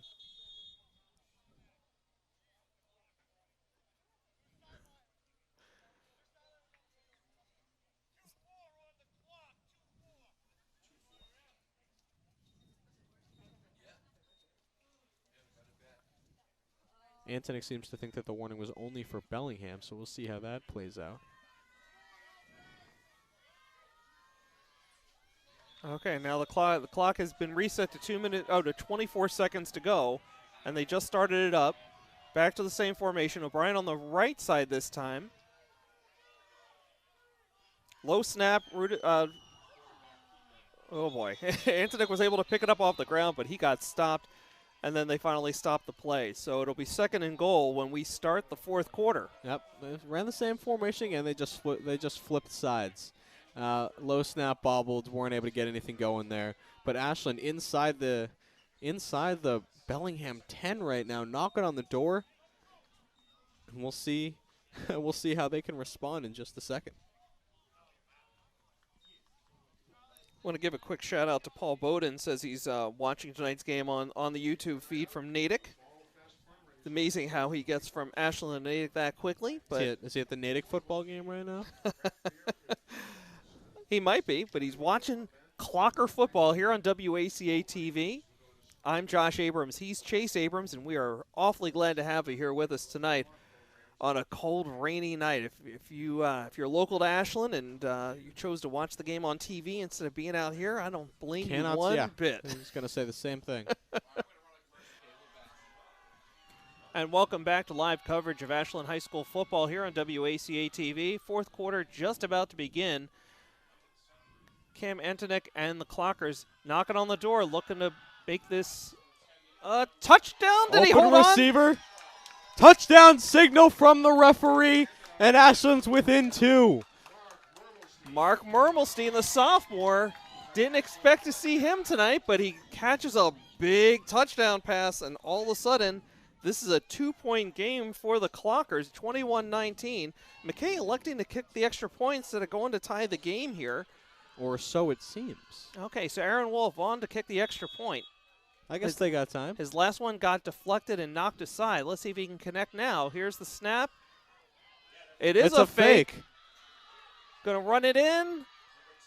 Really close. He gets caught short just inside the 5. So the fake extra point going for the 2-point conversion doesn't work out. But I got to say, Andrew There is McKay, a flag on the play, though. He is a gambler. He is a gambler. Yeah. In McKay, we trust. I got to tell you, I think it's the bad influence of Tim McKay, his brother. Got a holding call against the Blackhawks. Run it back. It looks like there may be an injured Blackhawk on the play as well.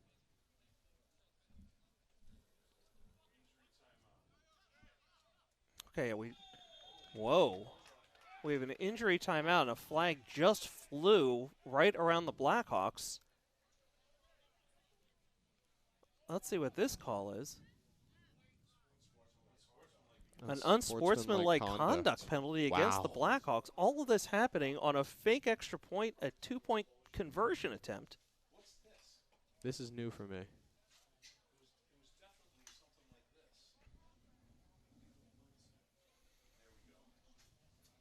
Okay, we still have a player down on the field, so why don't we take a quick break, and we'll catch you on the flip side once we get all this settled down. You're watching Ashland High School football on WACA-TV. Welcome back to live coverage of Ashland High School football here on WACA-TV. I'm Josh Abrams, joined again by Chase Abrams. I guess I almost said Logan Chase, but it is Chase, my older son. Glad to have you with us here on Friday night. Clockers currently down 21-19, pending an extra point or 2-point conversion. We've had a long injury delay here on the field. It's just being cleaned up here a little bit, and again, the mood a little bit here in the press box as well as on the field, and the stands a little bit subdued. Prayers out to that Bellingham player. Yeah, out of respect to him and his family, we're not going to mention any names or anything. Really great show of support. The entire Bellingham team came out on the field, surrounded their fallen teammate as he was removed from the field on a backboard. And again, obviously, we hope that he gets some good news after he gets checked out. Yep. We expect the game to continue, but just a tough scene on the field for a little while. Okay, you're seeing right now you're seeing the captains from both teams. Really great show of respect and sportsmanship on the field as the two teams will finally resume action here after what's probably about a 20-minute or so delay. We appreciate your patience, our viewing audience. Obviously, public access, we have a limited number of commercials and programming that we can run during an injury timeout like this one. But again, just happy to have you with us here this evening. The ball has been spotted right about the 1 yard line. Again, when play stopped, we had a penalty called against Bellingham for an illegal block on what started as an extra point attempt, turned into a fake two-point conversion attempt that was stopped short of the goal line, where the runner was brought down around the 5 yard line. But again, an illegal block penalty was called on the Blackhawks, and in the ensuing timeout, if you will, an unsportsmanlike conduct penalty was assessed. Yes. So again, the ball's been moved up to about the 1 yard line. The Clockers are heading to the line right now, looking for the tie. We really do have a heck of a game on our hands. Clockers have come all the way back from a 14-point deficit, trying to erase it completely with this play right here. Okay, no subterfuge whatsoever from McKay and the Clockers. This is a straight-out 2-point conversion. No fake extra point attempt here. Yeah, they're at the 1. They might as well just go for it, They're looking like they're going into that hybrid gunk formation. A little more spread out, it looks Crispin like. Yeah. on the right. They're going to run it straight doing the tush ahead. Push. Waiting so for well the signal, by and the there Eagles. it is. This game has been tied. Clockers 21, Bellingham 21, and we know that kickoff is going to be about 15 yards longer now. Okay. Okay, so again, as Chase mentioned, we're now a brand new ball game. Clockers, again, were down by as many as 14 at the half. It's now a tie game at 21. So that 2-point conversion able to erase the pain of a failed extra point earlier tonight that was blocked aside. Yeah, so we'll see where they spot the ball on this kickoff. If they did, in fact, call the unsportsmanlike conduct on the 2-point conversion attempt instead. Okay, so and it looks like, yes, they did. They're going to be kicking from their normal spot.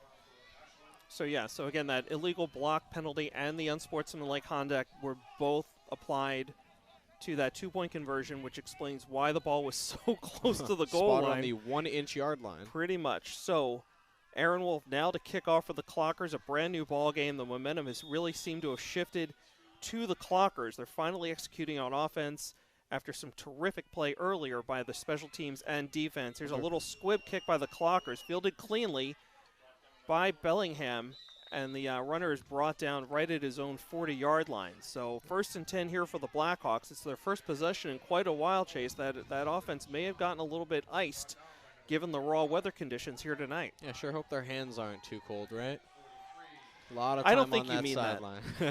A lot of time on that sideline. Clocker defense back out there to try to slow him down. Okay, ball spotted at the 39. Big Nate Kavanaugh is just standing there waiting for that Bellingham offensive line to show itself. Couple rumors floating around that he's gotten some emails from a couple D1 programs. I'm not going to name any names. Sure. Well, I know he did attend a camp at University of Delaware this summer. Yes.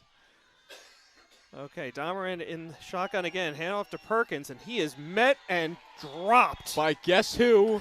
Big Nate Kavanaugh. I think he heard us from the press box. Big dog's ready to eat. It's a big TFL on 1st down, and it's going to be 2nd and 11 or 2nd and 12 for the Bellingham offense now. Okay, they're going to Tackle mark for it. no gain. Okay.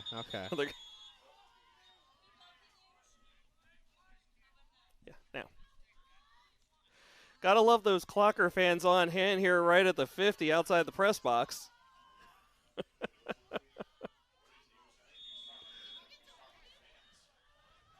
Okay, so 2nd and 10 at the 39 for Bellingham. Domerican in shotgun once again. He's got Perkins a step behind.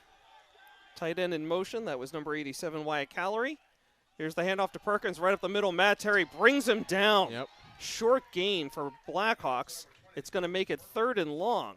Yeah, Terry and Kavanaugh on those previous 2 plays, you like to see your defensive linemen stay low, get low in that pad level. Neither one of them really did that, but they're both so strong they didn't really need to. Kavanaugh ate up his blocker, Matt Terry shedding off his to make the tackle there.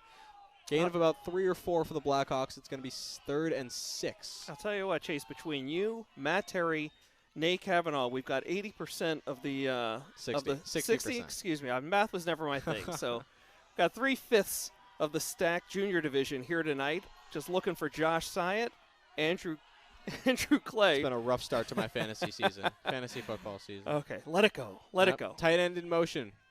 3rd and long for the Blackhawks. It's going to be a pass. He steps back. He's looking deep down the right He's got a sideline. man He's got open. a step, and he Incomplete. cannot haul it in. That was Gamble with a step on 2 Ashland defenders there. Trying to make the catch as he falls down, cannot hold on to it on that slippery turf. It's going to be 4th and medium for the Blackhawks, and it looks like the punting unit has come on. I'll tell you what, that Gamblekin has just got breakaway speed. We saw it in the first half on end-around runs.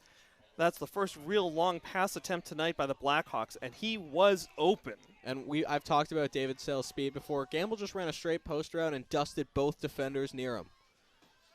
As we see him move towards the left side here, maybe watch out for a bit of a fake. Oh, we got flags everywhere on that snap. Let's see what happened. It was probably motion on the thought it'd be on the offensive line. Yep, false start, in fact, called against the Blackhawks. That snap was really soft getting back to the punter, Chase. Yep, and the Clockers will take any extra yardage they can get. In this case, it's 10 extra yards as the punter gets moved back. And it looks like they put a returner out this time? It looks like they are. We've said his name a lot, and it's going to be Kevin Ozalumba back to return the punt. Standing just outside his own 30-yard line. Yeah, we've seen Jason Crispin do a lot of that work so far tonight. Ozalumba getting his first opportunity if the ball gets hit to him. He's been back there, but it's gone to Crispin. Another soft snap here for the punter, but he gets it off. It's off the end of his foot, or the side of his foot. Ball hits right around midfield, and the Blackhawks fall on it. The Clockers are going to get excellent field position here in the 4th quarter at their own 49. Really costly mistake by the punter there. He took a running start, and it looked like it just glanced off the side or the front of his foot or something, because it went straight up, but it did not go far.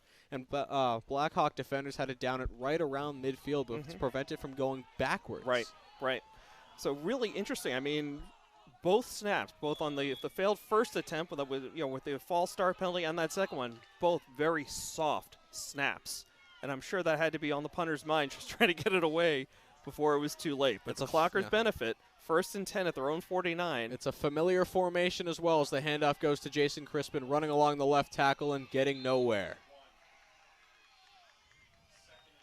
Okay, so going to give him credit for a yard gain there, 2nd and 9. Clockers don't want to take their foot off the gas here. They've worked too hard to make this a tie game, coming back from down 2 scores, 14 down to a tie game. Play. I would love to see a pass play right here. Up the tempo a little bit.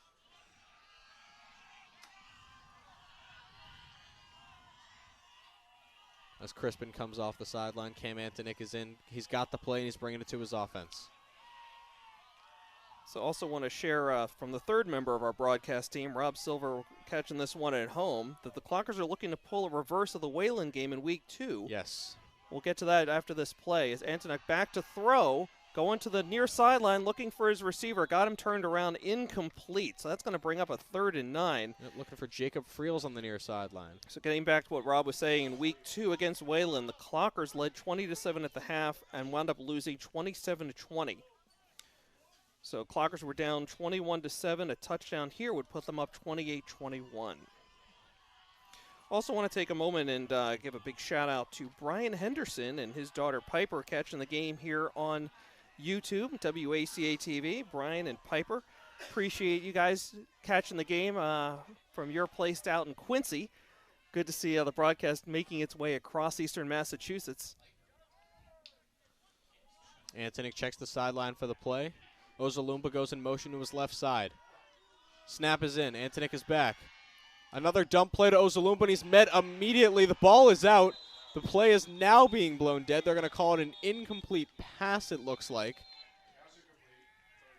Bellingham calling for a fumble, but I don't think Ozalumba ever had possession before he was met by Bellingham defenders. It's going to be 4th and 7.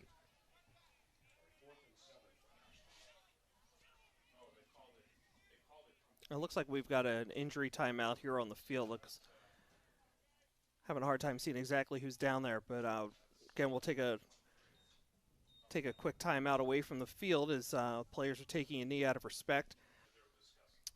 Ashland player walking off under his own power. So That's good to see. Yeah, it was Kevin Uzalumba who's been a crucial part of the Clocker attack on both sides of the ball tonight. So good to see him walking off under his own power. Hopefully he can check out okay. Gets a nice little tap, again, a respectful tap from Captain Cam Antonek. Yeah, just a sophomore and such a vital piece of this team. We sending good wishes his way. Looks like the Ashland offense is going to stay on the field. Okay, good vote of confidence here in them. Nope, never mind. Punting unit is out there. I see them. Fished in. I see Chase, them huddle up me. like that. You I got just me. assume. I'm so sorry about that. Looks like Lucas Silva out there again. Okay, ball spotted right in midfield. So Clocker's unable to take advantage of some good field position here. They're going to punt away and see if the defense can step up once again. Here comes the pressure from Bellingham, and it works. They get a hand on it. Fortunately, it takes an Ashland bounce as it goes down to the 40, but certainly not what the Clockers wanted from that play. But it looks like the Clocker Clockers bench think is it's their screaming ball, that they've got it. and they do. Incredible Clockers. special teams. Very excited running back towards their own sideline. A little bit of luck, a little bit of skill there from the Clockers. Holy and cow. it's first down in Bellingham territory. So what looked like a big special teams play by Bellingham answered immediately by Ashland special teams. They're going to get the ball back, and it's pretty much as if they had converted on fourth down. They got 1st and 10 at the Blackhawk. What do we got here? The 39-yard line. Yeah. Okay, To here the player we go. who recovered that, we're so sorry we don't see who it was, but incredibly heads-up play and really just a huge swing point for the Clockers, who are trying to get redemption for their last 3 and out. I'll tell you what, special teams, they've been stepping it up all night here all for night. the Clockers. You love giving the kudos to special teams. I love it. Okay, 8:45 to go here in the fourth quarter in Clocktown, and your Ashland Clockers tied with the Bellingham Blackhawks at 21 apiece. But new life for the Clockers, 1st and 10 at their own 39.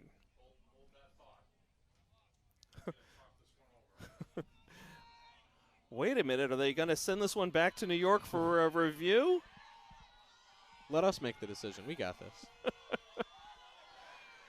You got to go with your first instinct, right, Chase? I mean, they said Ashland ball. Yeah, I mean, why not stick with it? Why second guess it? They're going to After do the all punt. of that, great special teams play on both sides of the ball on that last punt attempt, and it's all for naught like it never happened, Chase. McKay not thrilled, and you honestly can't blame him. I mean, just a weird sequence of events. And if I know Coach McKay, and I like to think I do, I wouldn't be surprised to see the fake punt here just as, like, send it right back at Bellingham. But here we karma, go. right? That's right. That's right. So here's the let's see snap. if they hustle up the punt a little bit this time. There it is. Gets it off end over end. Wobbly punt. Ball's going to bounce, and it's going to be down right there inside the 30. Okay, so not nearly the exciting result of the previous attempt. It will be Bellingham ball now. 1st and 10 at around their own 30-yard line. 8:43 to go in a tie game here in Ashland.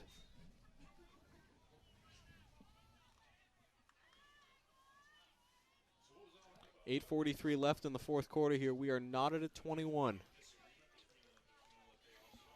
So, by the way, as you heard us give a shout-out to Brian and Piper Henderson just a little while ago, if you are watching on the YouTube feed live, go ahead and drop a comment in there. You know, if you've got any constructive criticism for us, you want to compliment, of course, we're always open to that.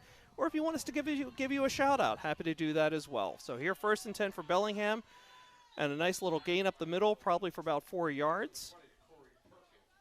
Corey Perkins has been the primary featured back here all night for the Clockers. And Chase, you know, I'm a little bit surprised. I mean, they have been feeding him quite a bit here in the second half, but you know, in the first half, we were seeing a lot of keeper plays by Domerkant. And listen, haven't really seen it since. I was thinking about that too, and I'm wondering if it's an offensive adjustment that that Bellingham has done that just hasn't worked, or if it's something that McKay has done on the defensive side and Bellingham's seeing something they don't like from Ashland and they just can't run that play anymore. Or do you think it's a rope-a-dope and they're just going to lull Ashland to sleep and suddenly You unleash him love again? that theory with a lot of things, huh? Clock's going to start running. Dahmer Kant with a back to his left. We're under 8 minutes to go in the fourth quarter. 2 receivers on each side. Wide formation. 2nd and 8. Here's the keeper play. He's got blocks. Still on his feet going down the near sideline. Did step out of bounds just over midfield. So a big first down for Bellingham. And I guess I'm going to get blamed for an announcer jinx. We may be prophetic. Let's put it that way. Let's say we're prophetic and not a jinx. Well, we were wondering why they weren't running that play, and it makes you wonder even more. A lot of success on that play early on. Ashland not ready for it yet again, and really lucky that he stepped out where he did. Okay, so 7:39 to go in the fourth quarter. Bellingham 1st and 10 at the Clocker 47-yard line. And Bellingham, again, they chewed up a lot of ground in the first half, and looks like that offense is starting to get back on track right here, getting late into the fourth quarter. If I were them, I'd run the same play again. Why not? Can't stop it. The exact same play. Yeah, run it till they stop it.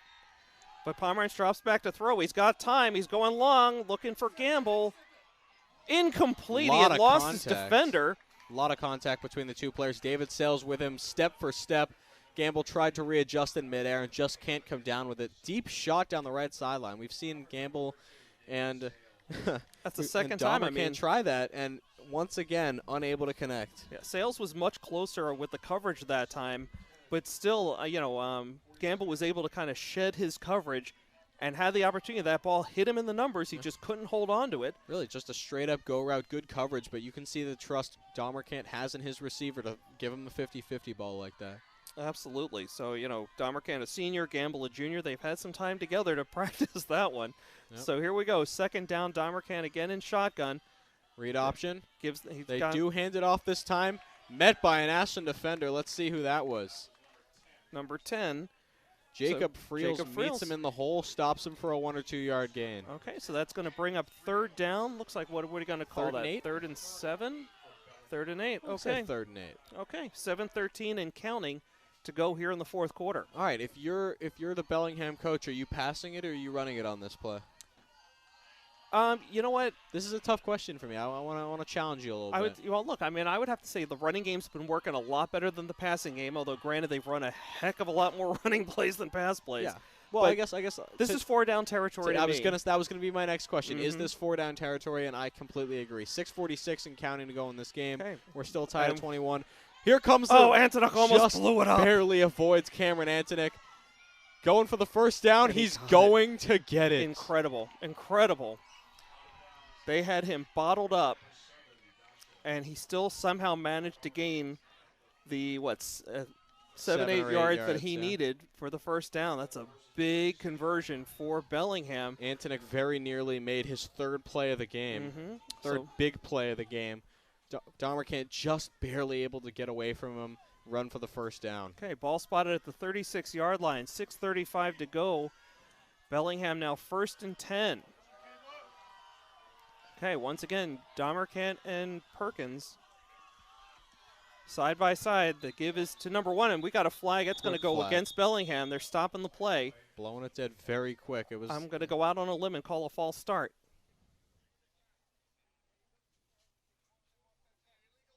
Oh. Illegal shift. Wow. Felt good about that one, too. I should have taken you up on a bet there. Remember, Chase, our announcing is strictly for entertainment purposes only. There is no gambling. No wagering on the announcing. It's legal now, though. There's no such thing as legal gambling on announcing. Oh, right. In Massachusetts. Right, yeah, right. Let me know if you see that on FanDuel, and then we can talk about it. 5-leg parlay, including correctly guessing the shift. Yeah. Clock is running. We're down to about 6:15 to go in the game. 1st and 15 for Bellingham. Ball spotted at the 41-yard line. Man in motion is the tight end. Dahmer Kant the snap. He's going to keep it himself, go onto the right side, and quickly tackled by the Clockers. Matt Terry, another big play. So Omari Lee was able to slow him down with a hand on the right shoulder and then his teammates were able to close in and drop him. Really impressive display of strength by Lee, like you were talking about. It wasn't a full head of steam from Dahmerkamp, but we know how strong he can be. He is tough to bring down. Yeah, we saw it earlier this game. Lee using that one arm to just slow him down enough for the reinforcements to arrive. That was a true team play. Yep. So 2nd and 13 now. Clockers a little bit late getting into their defensive alignment. A little bit of confusion at the line and in the secondary. Look like they're all lined up now. Here's the snap as tight end goes back in motion. Watch for the option play. Oh, I saw some movement on the line. Thinking neutral zone infraction, offside, something along the lines for that. I would have thought if it was against the Clockers, they would have let the play run. It would have been a free play. Neutral zone infraction. That's what they're going to call. Yeah. Offsides, they let it run. You're going to have to stop. You probably have to stop that play to just avoid any potential for injury there. So, just like that, they give 10 yards to Bellingham, and it's a much more manageable 2nd and 8. Okay, I believe that's only going to be a 5-yard penalty. 5 yards. So, illegal shift and neutral zone out. infraction are not equal penalties apparently. So, interesting look here. New formation as number 33, John Doucette Jr. splits out wide to the near side. Tight end back in motion. Snap is off to Doucette. They hand to Perkins. He's got some room ahead of steam now, and he is brought down after gaining. It looks like he gained a first down there. Devin O'Brien very nearly making a shoelaces type tackle there. Unable to bring him down though, and it's a first down for the Blackhawks. Okay, clock stops here with 4:40 to go. Now they've started it back up again. They move the chains on the far sideline.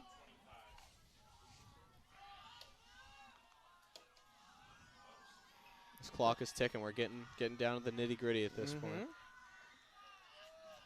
Clocker's got to get stout here. Give up no more than a field goal. See how this plays out. So Doucette again in shotgun, tight end in motion. Jacob Frill's very much lined up offsides there. Backs off now.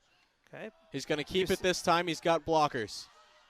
Cuts between 2 Ashland players, and it's going to take 3 clockers to bring him down, including Kevin Botsis. And it's another first down run for Dahmerkamp. Okay, so Devin O'Brien also in on the tackle there as Blackhawks now well within the red zone against the Clockers. Clock continues to run. We're under 4 minutes to go, getting down to about 3:50. And Bellingham knocking on the door. I wouldn't say a touchdown would be a backbreaker here, Chase, but it's going to be pretty close. We were wondering what happened to that Bellingham rushing attack. We were wondering what specifically had happened with that one play that they had run with so much success earlier. Guess what? They've run it 4 times in 7 plays, and they're inside the 10-yard line. Yeah, I mean, obviously we had a very long layoff, that injury timeout. It seemed like Bellingham might have been really affected by that, by their teammate getting injured, so in such a scary manner there. And so it seemed like they were a little bit flat coming back to play. Timeout called by Bellingham. Okay.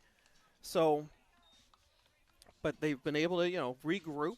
And going back to what worked for them earlier. Yeah. They've been, over the last few minutes, they have been the better team. And the momentum seems to have swung back to Bellingham as they are now within the 10-yard line or so, poised for another score with under 3.5 to go here in the game. These teams very evenly matched, obviously reflected on the scoreboard, and really just reflected in the style of play tonight. It's been really, really back and forth. Very fun game to watch here at the Plateau at Ashland High School. Okay, and as you mentioned in the open chase, right, this Bellingham team, a very deceptive record, 0-3, 3 losses, but those 3 losses by a total of 5 points. And again, we're seeing them in the battle for their lives here. Yeah. Another tight game. And close losses will make a team hungry, and we are seeing that on the field tonight. Toughens them up, too. Yeah. Oh, yeah. Looking for their first win of the season. Bellingham inside the 10-yard line of the Clockers, 1st and goal. Okay, but this is where the Ashland defense has stood up. Dahmerkamp is not under center here. Okay, let's see. It is number 12 in at quarterback. First time we've seen him tonight. Same play, though. Hands it off to Perkins, and he is brought down short of the goal line, I believe. Well, it looks like Dahmerkamp or not. They brought in Cam McGregor, a freshman. To play quarterback. Hey, look, all you have to do is hand the ball to Perkins. How hard can that be? And now Dahmerkamp comes back in. This is weird, but it netted them 8 yards. So right, I mean, it looks like they're at about the 2-foot line right now. 2-foot line, yep, pretty much. So might be seeing another tush-push play here. or they'll just run the same play again. And I don't know if there's much the Clockers can do to stop it right now. Tight end goes in motion. They're going to hand it off to him. He's going to take the snap himself and barrel his way into the end zone. So that's Wyatt Callery, the sophomore tight end, I didn't with even the know you score. could do that. 2 minutes and 40 seconds left. Bellingham puts another 6th spot on the board. Lot looming on this extra point try here. Okay, and so far tonight, head coach Dan Haddad has been playing it straight. No real tricks, no real surprises here. He hasn't had to trick it, really. Right, we'll expect this to be just a straight-up extra point. I mean, on the other side of the ball, Coach McKay, you never quite know what's going to happen. And It's that no extra good. point is no good. Interesting twist of events here, Chase. 27-21, 2:40 to go. All their timeout, well, maybe not all their timeouts. They have 2 timeouts left? Okay, 2 timeouts. I believe 2. They could have 3. Okay, and still no 2-minute warning here either? No 2-minute warning. Man. They've got 2 minutes and 40 seconds to work with. This kickoff is also going to be interesting because they haven't started behind their own 35 yet. So a shorter field would go a long way right now. And I didn't see if any Ashland player got a hand on that football. It looked like he just missed it. Okay, well, you are watching Ashland High School football on WACA-TV. Your announcers tonight, Josh Abrams, Chase Abrams. We're glad to have you with us here live on YouTube, or if you're catching the replay tomorrow or the day after, happy about that as well. So thanks again for watching.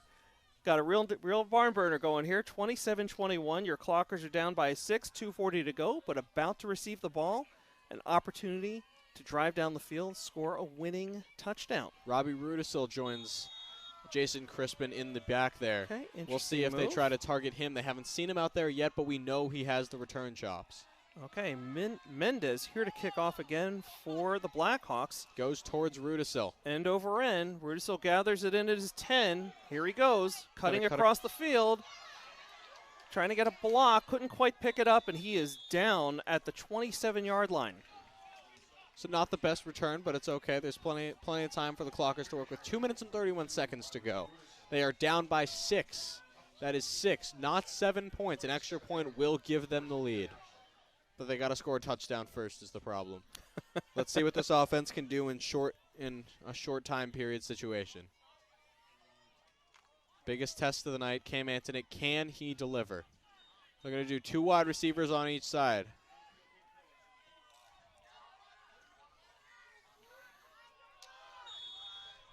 Cam Antonick with Jason Crispin to his right.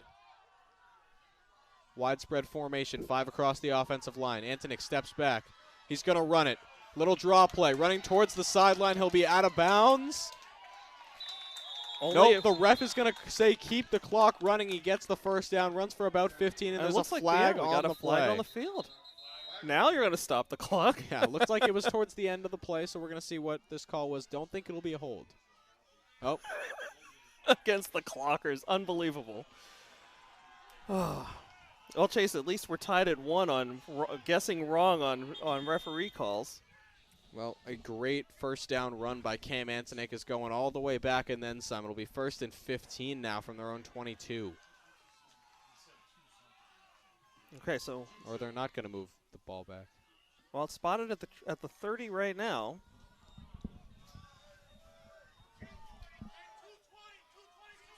Okay, we're having a little trouble with the clock. We're going to reset it to 2 minutes, 22 seconds to go. Okay, so it looks like they're running the same play again, but from 3 yards up. Or it's the first down again, but from 3 yards closer than they were before. Okay, so the scoreboard has the ball spotted at the 28, but the ball itself seems to be spotted at the 30. And the first down chain is farther than the original. Kind of confused as to got what's going on right now. So Antonick in shotgun. He's looking deep down the near sideline. A little bit of hand fighting, looking for Rudisil. That's going to be broken up, incomplete.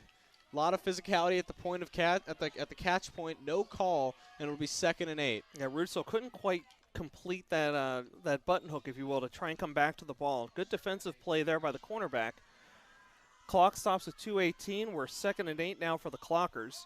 Antonick just couldn't seem like he could get quite enough oomph on that last pass. It was probably, the least amount of pressure he's faced from the defensive line. Yeah, really had plenty of time to sit back and throw there, which you have not seen from him at all tonight. Okay, light rain continues to fall here in Ashland as the temperature has dropped to 52 degrees. And Antonuck passing. Now he's too far. He's got to split the difference there. He had Rudisill coming across the middle, but overshot the target, and that's going to bring up 3rd and 8 now. I think Bellingham may have figured out who his favorite target is. Robbie Rudisill getting open a few times, unable to complete the hookup with Cam Antonuck, though. And now it is going to be 3rd and long, and you'd have to imagine another passing situation, but it would be really tough to see them go 3 straight incompletions right after the Bellingham touchdown.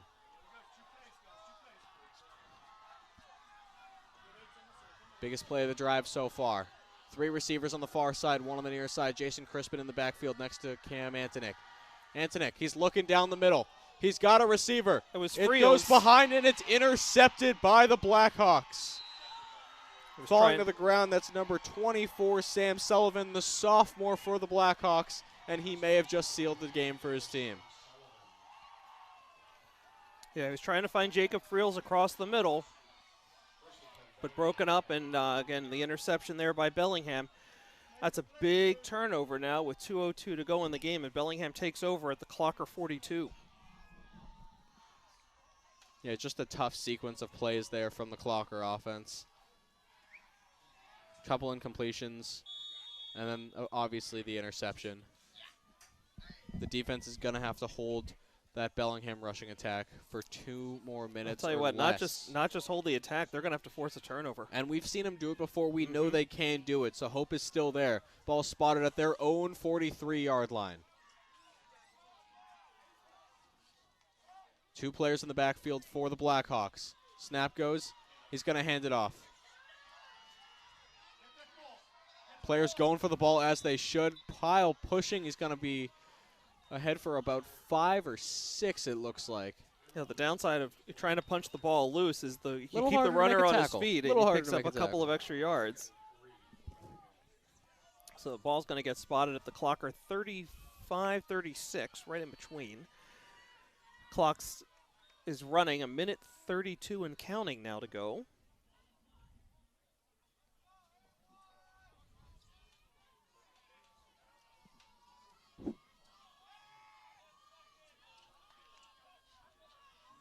This is when the longer play clock plays to some teams' advantages. They can take as much time off the clock as they want to.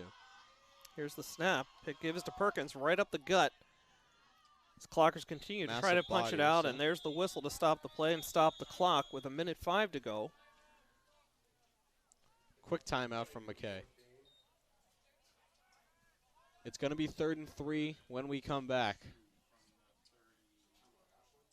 And honestly, if it's a close enough play, I don't see why Bellingham wouldn't go for it on 4th down. It would still be a long field if they can't convert. I mean, honestly, take more time off the clock. Yeah, I mean, there's so much time left. I would just keep, just run as much time as I could off the clock. Okay, so yeah, 1:05 to go. Quick game reset here. The Blackhawks up 27-21 over the Clockers. 3rd and 2 at the Clocker 34. Andrew McKay, Ashland head coach, called timeout. Going to give Bellingham something to think about. Going to try to rally his own troops. See how it plays out. Do the Clockers have a couple more magic moments up their sleeves? Okay, Bellingham heads to the line. Stacked offensive line. You've got 7 men across. Make that 8. Okay, Dahmer, again, Perkins in the backfield. I've got to think he's getting the ball. He does. He's got the first down, and that should just about do it. They do stop the clock as soon as he's down. So exactly 1 minute to go. That play took 5 seconds off the clock, but it's 1st and 10 for Bellingham. Yep, and that run should completely seal it for this Blackhawks team. Well-fought effort from both sides of the ball. Clockers, unfortunately, unable to pull out the victory. So I think from here they're just going to take the knee, let the clock run out. Once the ball got spotted, they restarted the clock, so we're down under 40 seconds to go. There is, in fact, the knee, and that should just about do it here from Clocktown. May need to knee it out one more time. We'll see, but nope. Players are going to the sideline. Okay, so momentarily that will be your final as the Bellingham Blackhawks come out on top 27-21 over the Clockers. It turned into a heck of a game there, Chase, as Bellingham jumped out. They were leading 21-7, seemed to be dominating this game throughout the first half, but the Clockers should put on a real good show there in the second half, fought all the way back, tied it at 21, but then Bellingham was able to reestablish dominance and punch that last touchdown across. 28-21 is your final. Yeah, like you said, really, really well-fought game. Bellingham able to salvage that lead. They looked a little scary for them for a second as they gave up 14 unanswered to this Clocker team, but then able to put 6 back on the board themselves, snatch a victory away from the jaws of defeat for their first of the year. And it's a 6-point swing for them, and just like that, they're in the plus category. It's their first win of the year. Yeah, they're in the point differential plus category this season, despite that 1-3 record. Okay, so again, our next broadcast here on WACA-TV will be this Monday as the girls volleyball takes on the Medway Mustangs from the gym here in Ashland High School. Be sure to check it out. Our next football game, however, is a week from tonight as the Clockers take on Westwood. Kickoff for that one should be 7 o'clock as it was tonight, and you'll get the heralded return of Rob Silver back on the headset here to call that one, and he'll be joined by either Chase or me. We'll see a question of whether Chase is available, and maybe we'll even conduct a little online poll. You viewers out there on YouTube, you'll let us know who you'd prefer to join Rob Silver next Friday, October 6th, as the Clockers take on Westwood. That'll do it for us from here in the Cunis Field on the plateau. William L. Cunis Field? Is that what you were trying to come up with? Okay, big boy. Finish it up. Take us home. Thank you so much for joining us here tonight on the plateau here at Ashland High School. Fortunately, not exactly the result we expected, but as always, we love doing this. Thank you so much for watching. For Josh Abrams, I'm Chase Abrams saying we'll see you next time. And go Clockers. Always.